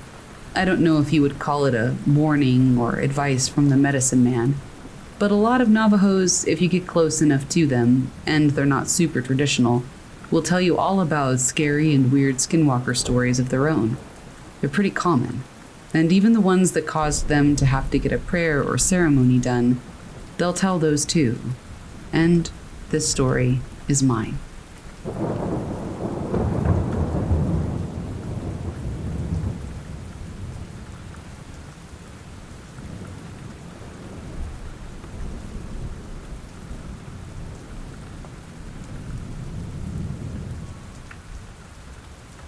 In order to really convey how scared I was when this happened, I'm gonna have to back up and give you a little context. For starters, I've told the whole story to maybe a handful of my closest friends, and the only family I've ever told is my twin sister. Even then, it only came up because they initiated conversations about similar topics regarding the paranormal. If I can help it, I'd rather not talk about it in real life. But here, on the wilds of the internet though, I guess I feel a little bit safer. It's also worth noting that I've included several instances that may or may not be related. Whether or not they truly are is a matter of personal speculation, but they are all paranormal nonetheless. If I had to pinpoint where it all began, I would say it was 2008, when I stayed home alone pretty much all summer. My sisters attended the Boys and Girls Club, and my parents worked all day. I was just a 13-year-old boy then, so staying home alone was pretty much the greatest thing I could think of. All I had on the agenda every day was eating junk food, playing video games, and doing whatever small chores I was assigned. Not a bad way to spend a summer. And it wasn't. For a few weeks, anyhow. When things started, though, they started small. Every couple of days, my mom would come home pissed off when she saw both of our dogs outside. We lived in North Alabama, so summer was hot and swampy. Because of that, we tended to keep the dogs inside until they needed to be let out to do their business, but it would never be any more than about 10 minutes. I loved those dogs, so I adhered to the 10-minute rule very strictly. It was also why I was so confused to see them outside on those days. I definitely did not let them out. Sure, I can be forgetful sometimes. Maybe 1 or 2 of those times I really did just have a brain fart. But I was 100% sure that most of those times I never let those dogs out. When I told that to my mom, she looked kind of concerned. Then I started hearing things. With freshly installed hardwood floors, I was familiar with the sound of them settling when the AC kicked on. It would be 1 or 2 popping sounds, then it would stop, until the AC turned off again. Rinse and repeat. Nothing crazy about that. One day, while I was binge playing old Nintendo games, I heard the boards settling again. But this time it wasn't because of the AC. And instead of 1 or 2 pops, there were several dozen, moving around. They went up and down the hallway, like somebody was pacing around. I paused my game and I listened to them. Thinking maybe my mom or my stepdad were back early from work, I went out to see them, and make sure the dogs were back inside so I wouldn't get chewed out again. But nobody was home. I shrugged it off as the floorboards just being particularly active that day, and I went back to playing my game once more. About an hour passed before the sounds repeated. The same quiet little footsteps. I paused my game again, and I listened harder this time. Another sound surfaced on top of the steps. It was kind of like trying to hear somebody else's phone call from across the room. You know there's a conversation going on, but you can't quite make out what it's about. I went to look again, this time going all the way across the house and into my parents' room. Still nobody. Then I thought, well, maybe the conversation was coming from outside in the neighborhood. I brought the dogs out back with me, and they went and did their business while I waited on the porch. From what I could tell, it was just another stiff, silent summer day. This particular thing happened a few more times, and it always made me feel really uneasy. It was even worse when I told my mom about it. She replied, "Oh good, you hear it too." Then she went on to tell me not to tell my stepdad, because he was very religious and for some reason didn't believe in any of this stuff. Things settled down after summer was over, and they stayed that way for a while. I had school to keep me occupied, and other than a few small instances, we had 2 quiet years. 2010 was the year things picked up a lot more. While my twin and my girlfriend at the time were hanging out in her room, they started messing around, taking dumb pictures with digital cameras. Now, my twin's room was the coldest in the house, and nobody could ever figure out why. It also used to belong to my older sister. Both times either of them moved into the room, their demeanor would change over the course of a few months. Where my older sister became more manic, throwing tantrums with growing frequency, my twin was starting to get depressed, sleeping all the time and always being fairly disconnected. While all 3 women in the house suffered from manic depression, bipolar disorder, and sometimes both, there was a very noticeable difference when my sisters occupied the room. And that digital camera my twin was playing around with, there was a picture on it that we didn't find for weeks after the fact that showed my girlfriend at the time and a really weird, smoky, veil-like presence in the room with them. Neither of them smoked, and the room never smelled like anything, so we weren't allowed to have candles in our room either. I'm still kicking myself for not saving that photo somewhere, because I think it might have been a good piece of evidence. On top of the apparition caught on my camera, my mother told me of an instance where footsteps walked from the kitchen and into the study, where she worked on some stuff for her job. When the steps entered the room, she heard a voice whisper, "Ouch!" very clearly into her ear. The next few experiences were things only I witnessed. They are, by and large, the more extreme parts of what I now guess to be a haunting, and they started in the summer of the same year, with my first episode of sleep paralysis. I had known about the phenomenon before it happened to me. My mom was a sufferer of frequent night terrors and the occasional paralysis. I also had a friend with narcolepsy that told me about it at school. The first time it happened to me, I wasn't too unsettled. It was on a weekend, and I drifted off watching Netflix. The next thing I knew, I was wide awake, and a few episodes of the show had gone by. I reached for a bottle of water by my bed, but I found that I couldn't move at all. It was strange and almost calm. I just kind of accepted what was happening, and I let it run its course. It eventually did. I got up, had a drink of water, went to the bathroom, and then went back to bed. A few days after the paralysis, things started moving around on their own. Another day spent home alone, I was once again playing video games and avoiding any responsibilities. As I had tried giving up soda that year, I almost always had a cup on my desk, filled either with orange juice or empty. There was rarely an in-between. This cup, however, just fell over in front of my eyes. There was no slant on the desk or anything like that. Nothing other than the cup was on it. It just tipped over, like someone had smacked it over. While I thought it was odd, I set it back upright and went on with my gaming.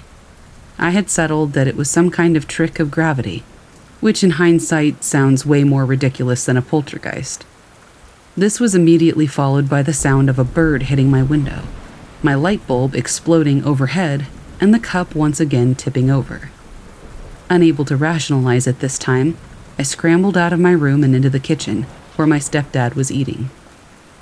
As I said earlier, my mom asked me not to talk to him about anything paranormal, but I was pretty shook up by what I had just seen. He asked me if I was all right.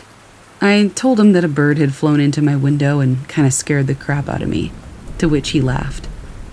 I didn't sleep very well that night. The last and most extreme incident I had at that house happened just about a week later. My second episode of sleep paralysis.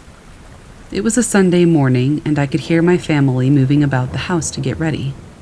It didn't take me long to prepare myself, so I tended to sleep in an extra 15 minutes. As I fell back to sleep, a familiar feeling came over me. Unable to speak, I couldn't call for help. A weight on my chest made it difficult to breathe. I was incapable of moving. Thinking it would pass like last time, I just waited. It became evident very quickly that this was not going to be like last time. What little daylight there was coming in through the curtains turned blood red. Instead of the calm I had during the first episode, I grew very unsettled. It was dark now, and the room looked like one of those photo development rooms in terms of color. My door opened on its own. A figure stood there, just looked like a silhouette, all dark and shrouded. It wore what appeared to be a robe made of thick fur, and kept its hood drawn over. Even though my room was normally comfortable, I felt the temperature drop. I could see my own breath, and the breath of this figure. It just kept staring at me. Something about it felt evil, like it was waiting to do something awful to me. I tried to yell and make it go away. I even attempted to invoke the name of Christ, but I couldn't speak or breathe enough to do so. The blood red changed to pitch black. The figure disappeared into it, but a pair of dark red eyes pierced through me from where it stood. I then saw two numbers sort of fly at me, 13 and 3. That's when the paralysis ended. I got up and I went to church. I've since lost my faith and I'm no longer religious. Just what I saw that morning is still a mystery to me. But I did follow up on those two numbers that same morning in church. Psalm chapter 13, verse 3 reads in the King James Version, quote, "Consider and hear me, O Lord my God. Lighten my eyes lest I sleep the sleep of death." Needless to say, I got chills, and I still do every time I tell the story.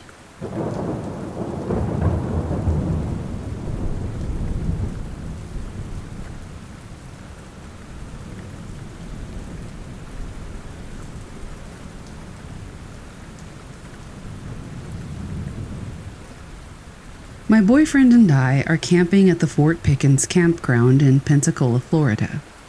Last night was a full moon, and around 9:30 or 10, we went for a walk down to the beach with our husky to look at the ocean and check out the moonlight.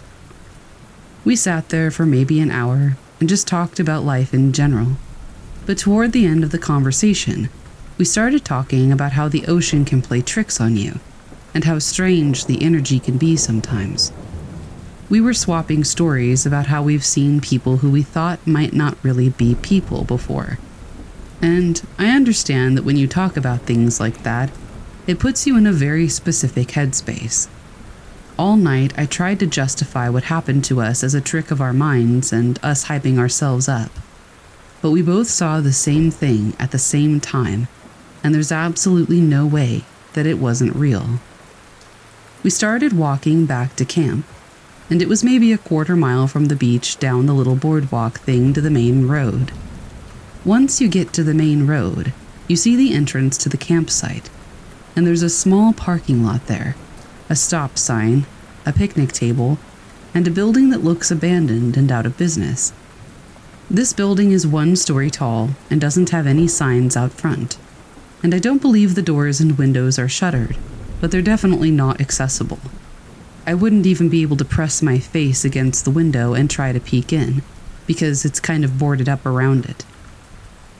I was sitting on this picnic table while Shane was standing and telling me a creepy story about something he saw in the ocean when he was 11 years old.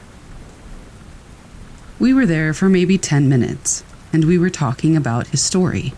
I was trying to debunk it and figure it out with him, when all of a sudden a girl comes walking out of the campsite area towards us and stops at the building. We both thought nothing of it because we had already seen 2 people walking that night, and we knew people were active because it was a full moon and wanted to make the most of the campsite.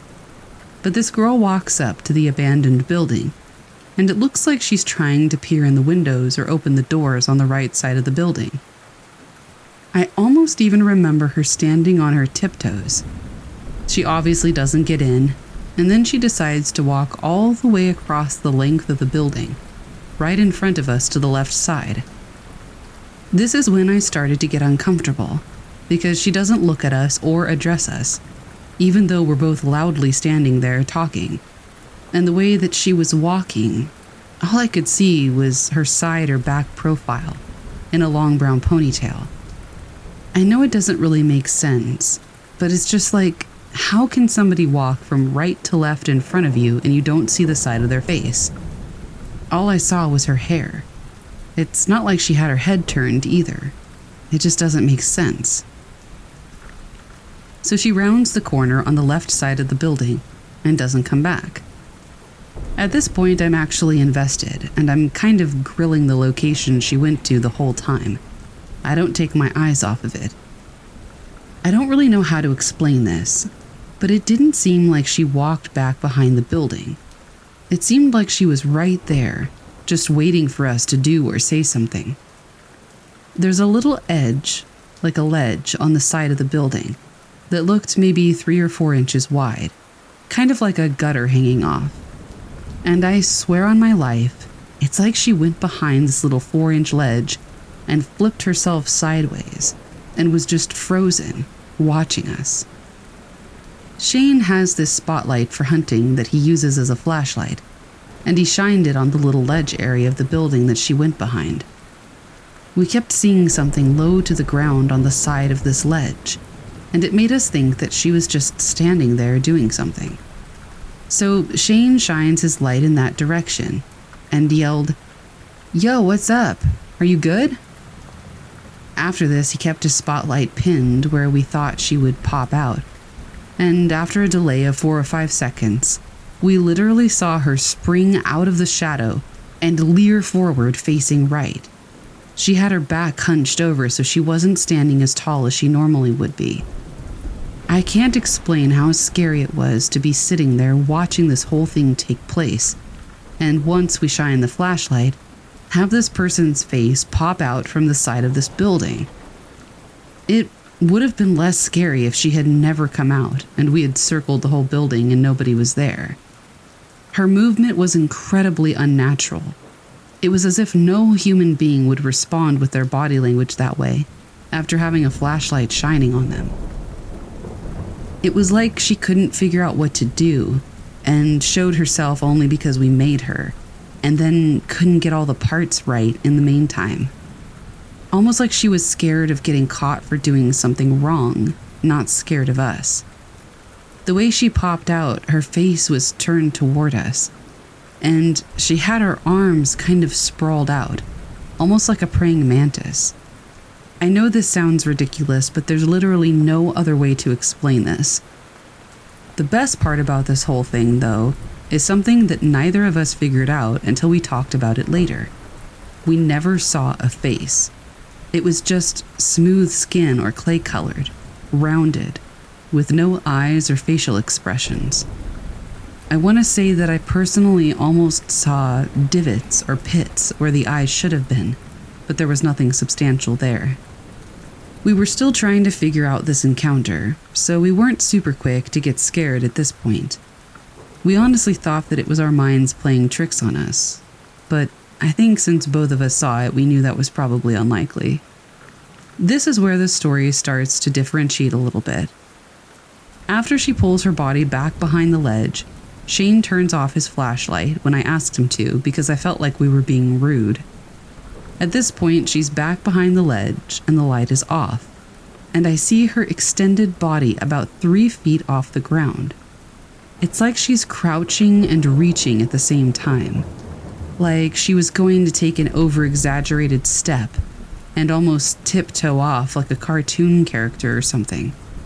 She leaned forward 1 step to the right and then pulled herself back behind the ledge. She stands up straight and then starts walking back to the right side of the building in front of us. Shane has his flashlight on her the whole time.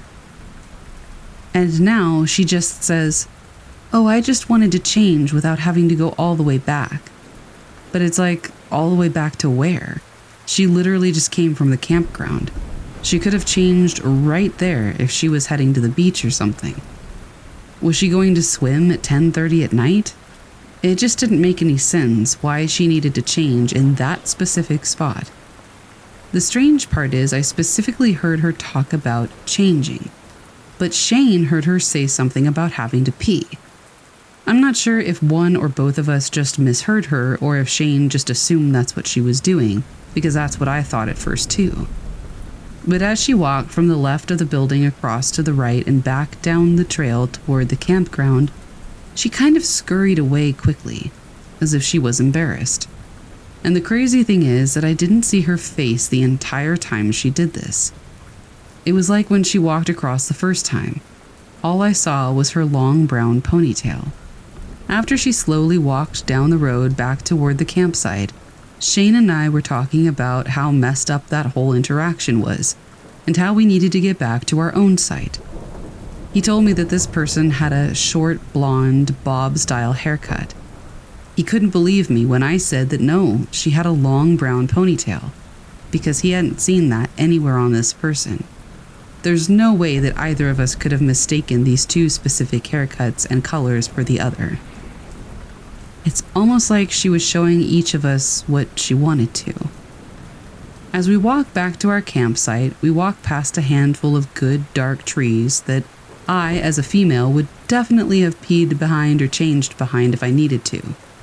This building was so far out of the way, and I would never think to go to the distant right side of it by myself late at night in order to change clothes. It just didn't make sense, the choices that she made. And trust me, we've spent enough time in the city that if we were in New York or New Orleans or Denver or wherever, and we saw somebody doing stuff like this, we probably would have just chalked it up to the person being high and just laughed it off. But this is a random, quiet family campground where everyone's super happy and peaceful. Of course we tried to justify that maybe it was just some drunk chick being sloppy and not knowing what's going on. But even that doesn't hold any weight in comparison to those body movements and that smooth face that we saw staring back at us. Nothing about this person's body movements were natural. Not when she came slinking up, not when she didn't notice us sitting there, not when she looked in the window, not when she walked across the building or dipped behind the ledge, or peered out or crouched down, or replied to us, and definitely not when she scurried off. This is one of those situations that left me with tears in my eyes. I was absolutely shaken, but I was incredulous at the same time. I couldn't believe that it really happened to me. It's like I almost couldn't even be scared because it had already happened, and I just had to sit there and process that we really saw what we did. We talk about NPCs sometimes and joke about people making us uncomfortable and maybe not being real. And we really believe that sometimes we cross paths with angels. But this was something else entirely.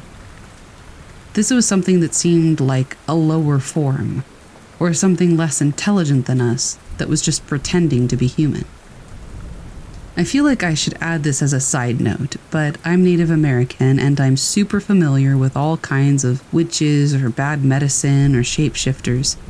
And in a lot of our stories, these are humans who are incredibly intelligent and powerful, and have this human urge based on jealousy or anger or evil to target individuals and appear as another living form.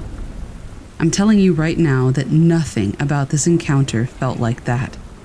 This didn't seem like something smarter than us. It didn't seem like something with an emotional intention. It didn't seem quick or cunning like it wanted something from us. It was the exact opposite end of the spectrum.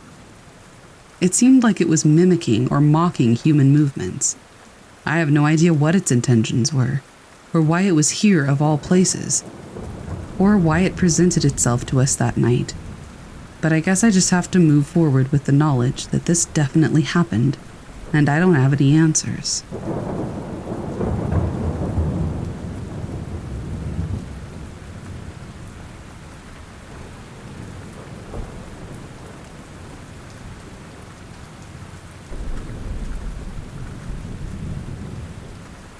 It was about late November in Colorado, and I was about 7 or 8 years old. My father got the idea of taking us all for a weekend to a cabin that he was going to rent. My mother thought that it was a great idea for me, my sister, my father, and my mother to all bond, so that's exactly what happened. We rented a cabin for a few days. We took off school on Friday to get a head start on getting there, which I had no issue with. We got there and it was really cold. Well, it was almost December, so I guess it made sense that it was so cold. Anyway, we got all set up and decided where we would all sleep. We ate dinner, and then we all got set up for bed, and were thinking about what we would do the next day. We got there kind of late, so we couldn't do much on that first day. That night, though, I heard noises outside. It sounded kind of like footsteps. I looked out the window and saw nothing, so I figured it must have just been an animal. I tried to go back to sleep, but then about 15 minutes later I heard it again. I woke my sister up. She was about 11 at the time, and she heard it as well. We both walked over to the window and saw something out there, but we weren't quite sure what it was. We decided that it would be best for it to not see us, so we went back to sleep. I had a really hard time sleeping that night, and so did my sister. But when we eventually woke up after somehow falling asleep, my mother was inside making breakfast and my father was outside. I asked my mom if I could go outside with my dad, and she said sure, while my sister stayed inside and waited for my mother to finish breakfast. I walked outside and my father was talking to some man, a short, chubby man. He had a shaved head and was wearing a veteran cap. He looked really nervous too, for some reason.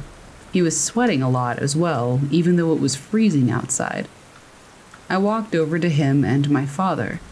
My father looked at me and said, "Oh, this is my son," and told him my name. The man looked at me and said, "Nice to meet you, kid. Name's Patrick." He smiled and looked at me. I smiled and greeted him back, and it may have been rude at the time, but I was just a kid, so I asked him, "You look kind of scared. Are you all right?" And he kind of coughed and replied with, "Yeah, I'm fine. Just went through shell shock. I'm a veteran." He said this as though I couldn't tell already with the cap he was wearing, but he seemed normal after that. My father seemed to really like this guy, and I liked him too, at first. He told my father that he had also rented a cabin with his family, and that they were really close to us, so he had decided to introduce himself. My father invited him inside for breakfast, and he stayed, and it was normal. I went outside to play after that with my father and Patrick. While outside, I fell and scraped my knee and started crying. My father was inside at the time. A bad time for him to be inside. My mother was calling for him, and he ran inside while I was out there with Patrick, alone. Patrick ran over to me and told me to come with him to his cabin because he had Band-Aids. I agreed and went with him. I wasn't a very smart kid. I went with Patrick, and we talked about what I liked doing, and I told him about the video games that I played and stuff like that. Then things got weird. He asked me what shoe size I was and how old I am. I didn't know what my shoe size was, I told him, but I told him my age. He just kind of chuckled and said something like, "Good to know." Also, his cabin was nowhere near ours. It was way back. It took about 20 to 25 minutes to walk there. I was tired and there was no point in getting the Band-Aid anymore, but I still decided to keep going since I had walked so long. When we entered the cabin, he told me to go first, so I did. As soon as I walked in, I realized something. There was nobody in there. No family. I asked him where his family was, and he didn't answer, pretending like he hadn't heard me. He locked the door, and then I got kind of scared. He said, "I'll be right back with the Band-Aid, kiddo." He walked into the kitchen and pulled one out of somewhere, and then walked back and told me to have a seat and he would put it on. I sat down and he put it on me. He also held my leg with his other hand and kept rubbing it and said, "You're a rather muscular kid. I like that." Obviously, I got kind of scared and immediately stood up. He asked me what was wrong, and I told him nothing, that my leg was feeling so much better. I then thought that my parents must be worried sick about me and that I should hurry back. He insisted that I stayed a little bit longer and that I ate there. I didn't want to, but I was alone, and if I ran, I didn't think I could find my way back to the cabin. The door was locked, so I just agreed and decided to eat with him and get it over with. He asked how much I weighed. I guessed and said about 73 pounds. He smiled, nodded, and said, "Perfect weight." I said, "Perfect for what?" But he just kept smiling. I was really weirded out and asked him if I could go. He told me no, that things were just getting started and I shouldn't miss out on the fun. He had such a weird tone when he said it too. Then I heard a big bang come from the bedroom. It was a closed door. Patrick stood up and looked kind of angry. He walked into the room and shut the door behind him. I then heard him yelling, "Did I effing tell you that you could move? No. Stay the F where you are. I have company." He then walked out with a smile on his face and shut the door slowly. "Sorry about that. It was just my wife. She's really sick and not allowed to be near visitors today." He was smiling while he said that. I wanted to go. I then looked around the room and noticed that there were clothes everywhere and it was really messy. He must have been living out here. At that moment, his wife walked out of the room. "I'm hungry," she said. He looked pissed. "Get back in there." His wife was extremely pale and looked like she'd been crying a lot. She was sniffing and had red circles under her eyes. She looked at me and then just walked back into the room. I asked him where his kids were. He didn't answer.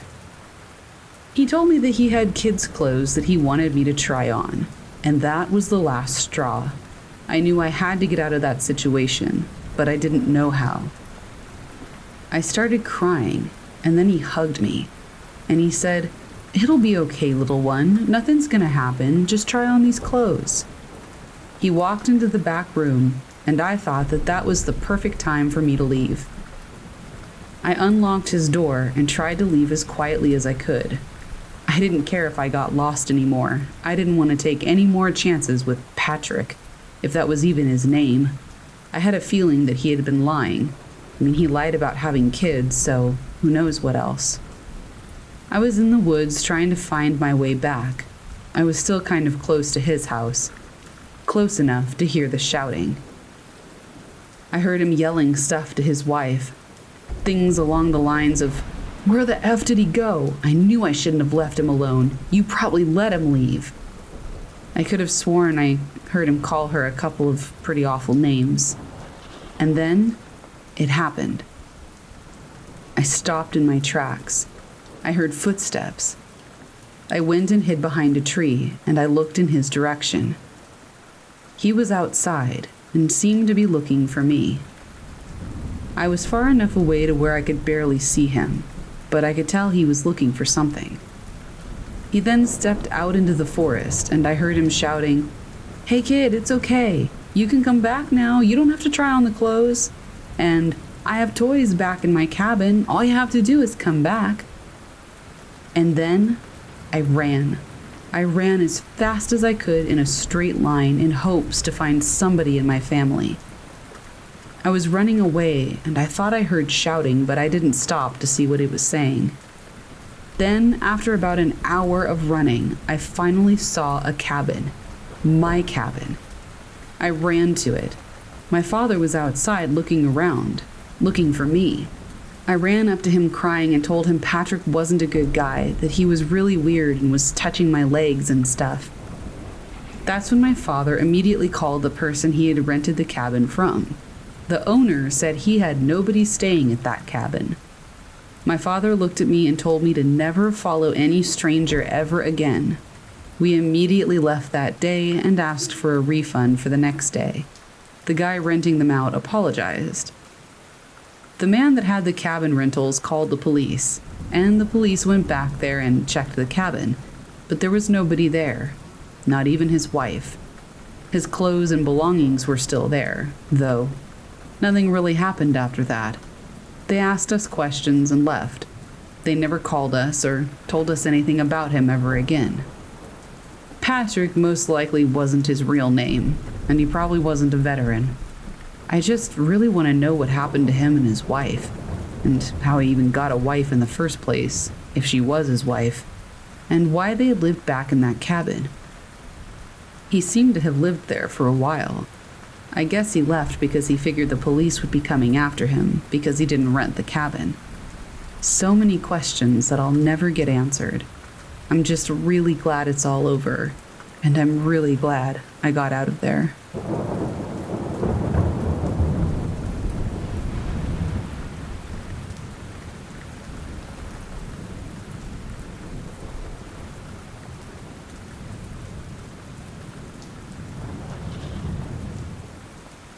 I am a 30-year-old male. When I was in my early 20s, I had a strange encounter with a man who claimed to be from my future. I'm not entirely sure that this could be considered a glitch. However, this incident was definitely peculiar, and I haven't been able to completely forget about it since. Admittedly, some details are now hazy, as this happened to me over 10 years ago. But I have tried my hardest to remember as much information as I could in hopes of getting some closure. Around 2011, I was taking Japanese night classes once per week at a local university here in the UK. At the time, my classes would finish at around 9 p.m., and I would usually return home via train. I was still living with my parents back then, and I distinctly remember having a small window of time to catch the infrequent night train back to my hometown after my lessons would end. It was winter, and I recall the station being busy with Christmas shoppers. I had unfortunately missed my usual train and had to wait over an hour for the next arrival. I was looking up at the live departure board with frustration when I was approached by a friendly American man in his early to mid-40s. I remember that he was underdressed for the weather, or even the season, as it had been snowing for days and was particularly cold outside. He was wearing only a baseball cap, a sweatshirt, and a light windbreaker. Nothing about this struck me as too odd at the time, as I gathered he must just be a tourist who had not anticipated how cold it could be. Back then, I was incredibly shy, and I wasn't the type to strike up conversations with strangers. However, I recall feeling entirely at ease from the moment I saw him. He was tall, athletic, and spoke with a strong accent. He was friendly and approachable. Nothing about him gave off any warning signals. If anything, I was taken aback at how unconventionally attractive he was. Our first interaction was brief. He initiated our conversation by asking if I had been waiting long. I naturally replied out of politeness if he had been stuck waiting for a while too. He was, in fact, quote, waiting for a friend and had just gotten into town. This quickly evolved into us both making small talk, with him introducing himself as John. Eventually, he asked if I wanted to grab a coffee on the account of how easily we hit things off. My train was due to arrive and I didn't have much time, so John quickly asked if I wanted to pick up where we'd left off again over coffee tomorrow. I agreed. We exchanged numbers and I left to catch my train home. I remember after this instance, I felt a feeling similar to déjà vu. It was like a wave of familiarity had washed over me. I was 100% sure that I had never met John in my life. However, I was left with this strange, overwhelming feeling after departing. I felt intrigued by him.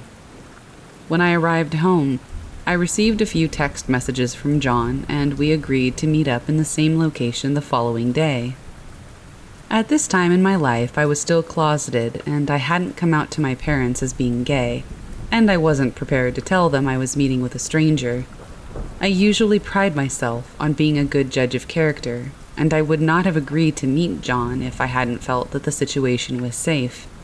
After all, it was difficult to meet guys at that age, and I wasn't about to pass up the opportunity of a date with this handsome older dude who I just felt an abundance of chemistry with. However, I did make sure to let some of my friends know my situation in case anything were to happen. The following day, John was waiting for me at the same location we had met the night before. Despite the freezing weather, he was still wearing the same light clothing and baseball cap.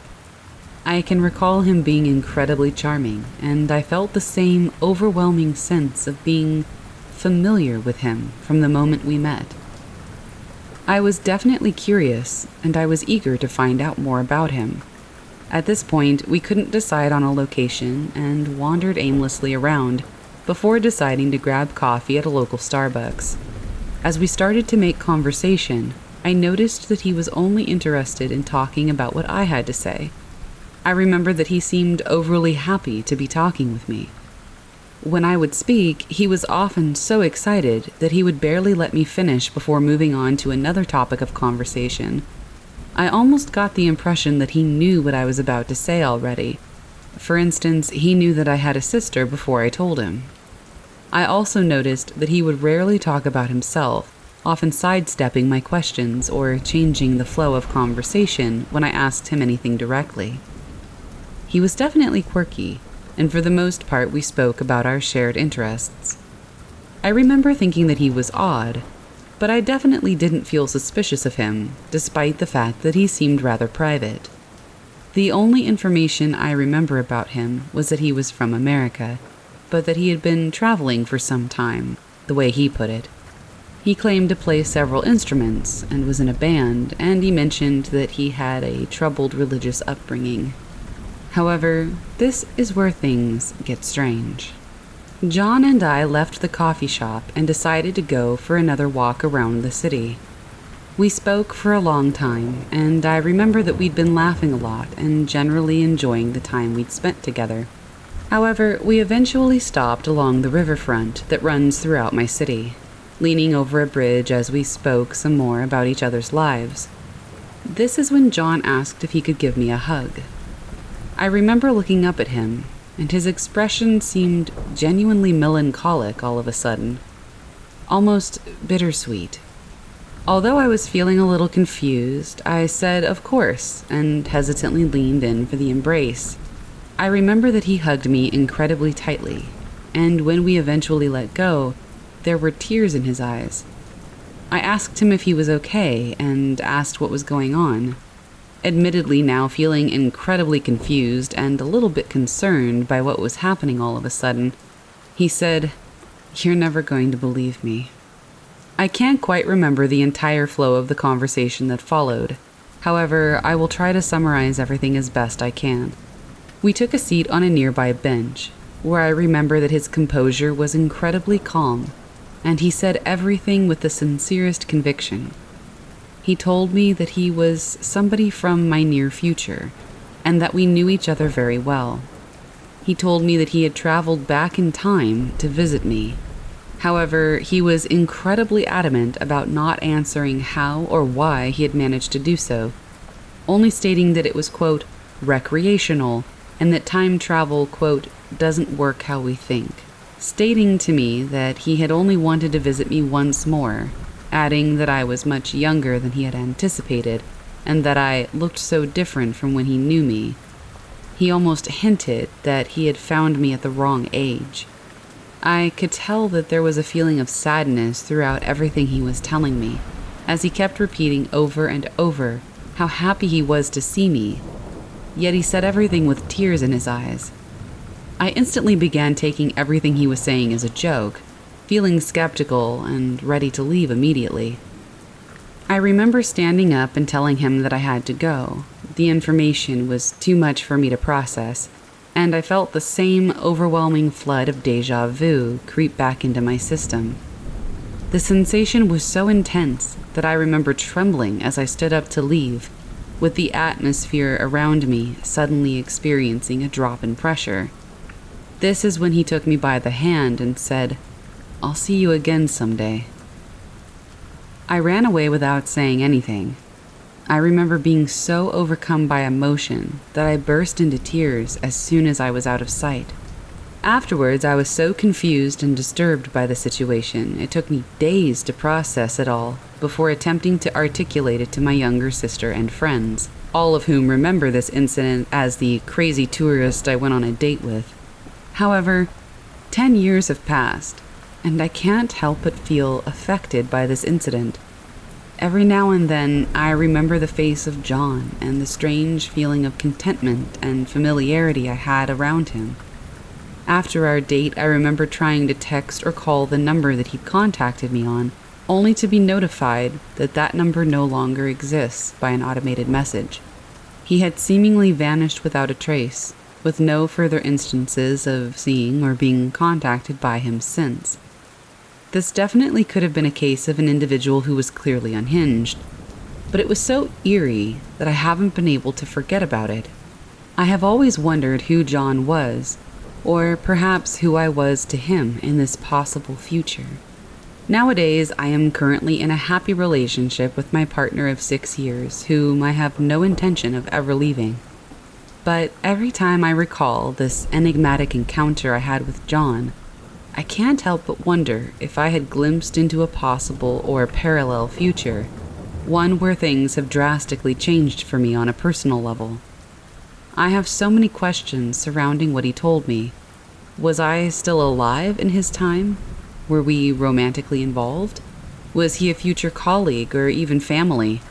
Every time I recall these long-distant memories, I'm overcome by an inexplicable wave of emotion, almost like I've lost something. It's incredibly difficult for me to articulate the feeling that I felt that night. I have never been able to forget about it, and I am entirely sure that I would still recognize John today if I ever encountered him again. This is the first time I have ever shared the full version of this story outside of my immediate circle, but after discovering the community here, I felt the need to share. Has anyone ever experienced anything similar? Or have perhaps read other relatable stories, or have suggestions or ideas? I've felt almost haunted by this meeting since it happened, and I would love a little bit of insight from those more experienced in theories and concepts of time travels and glitches.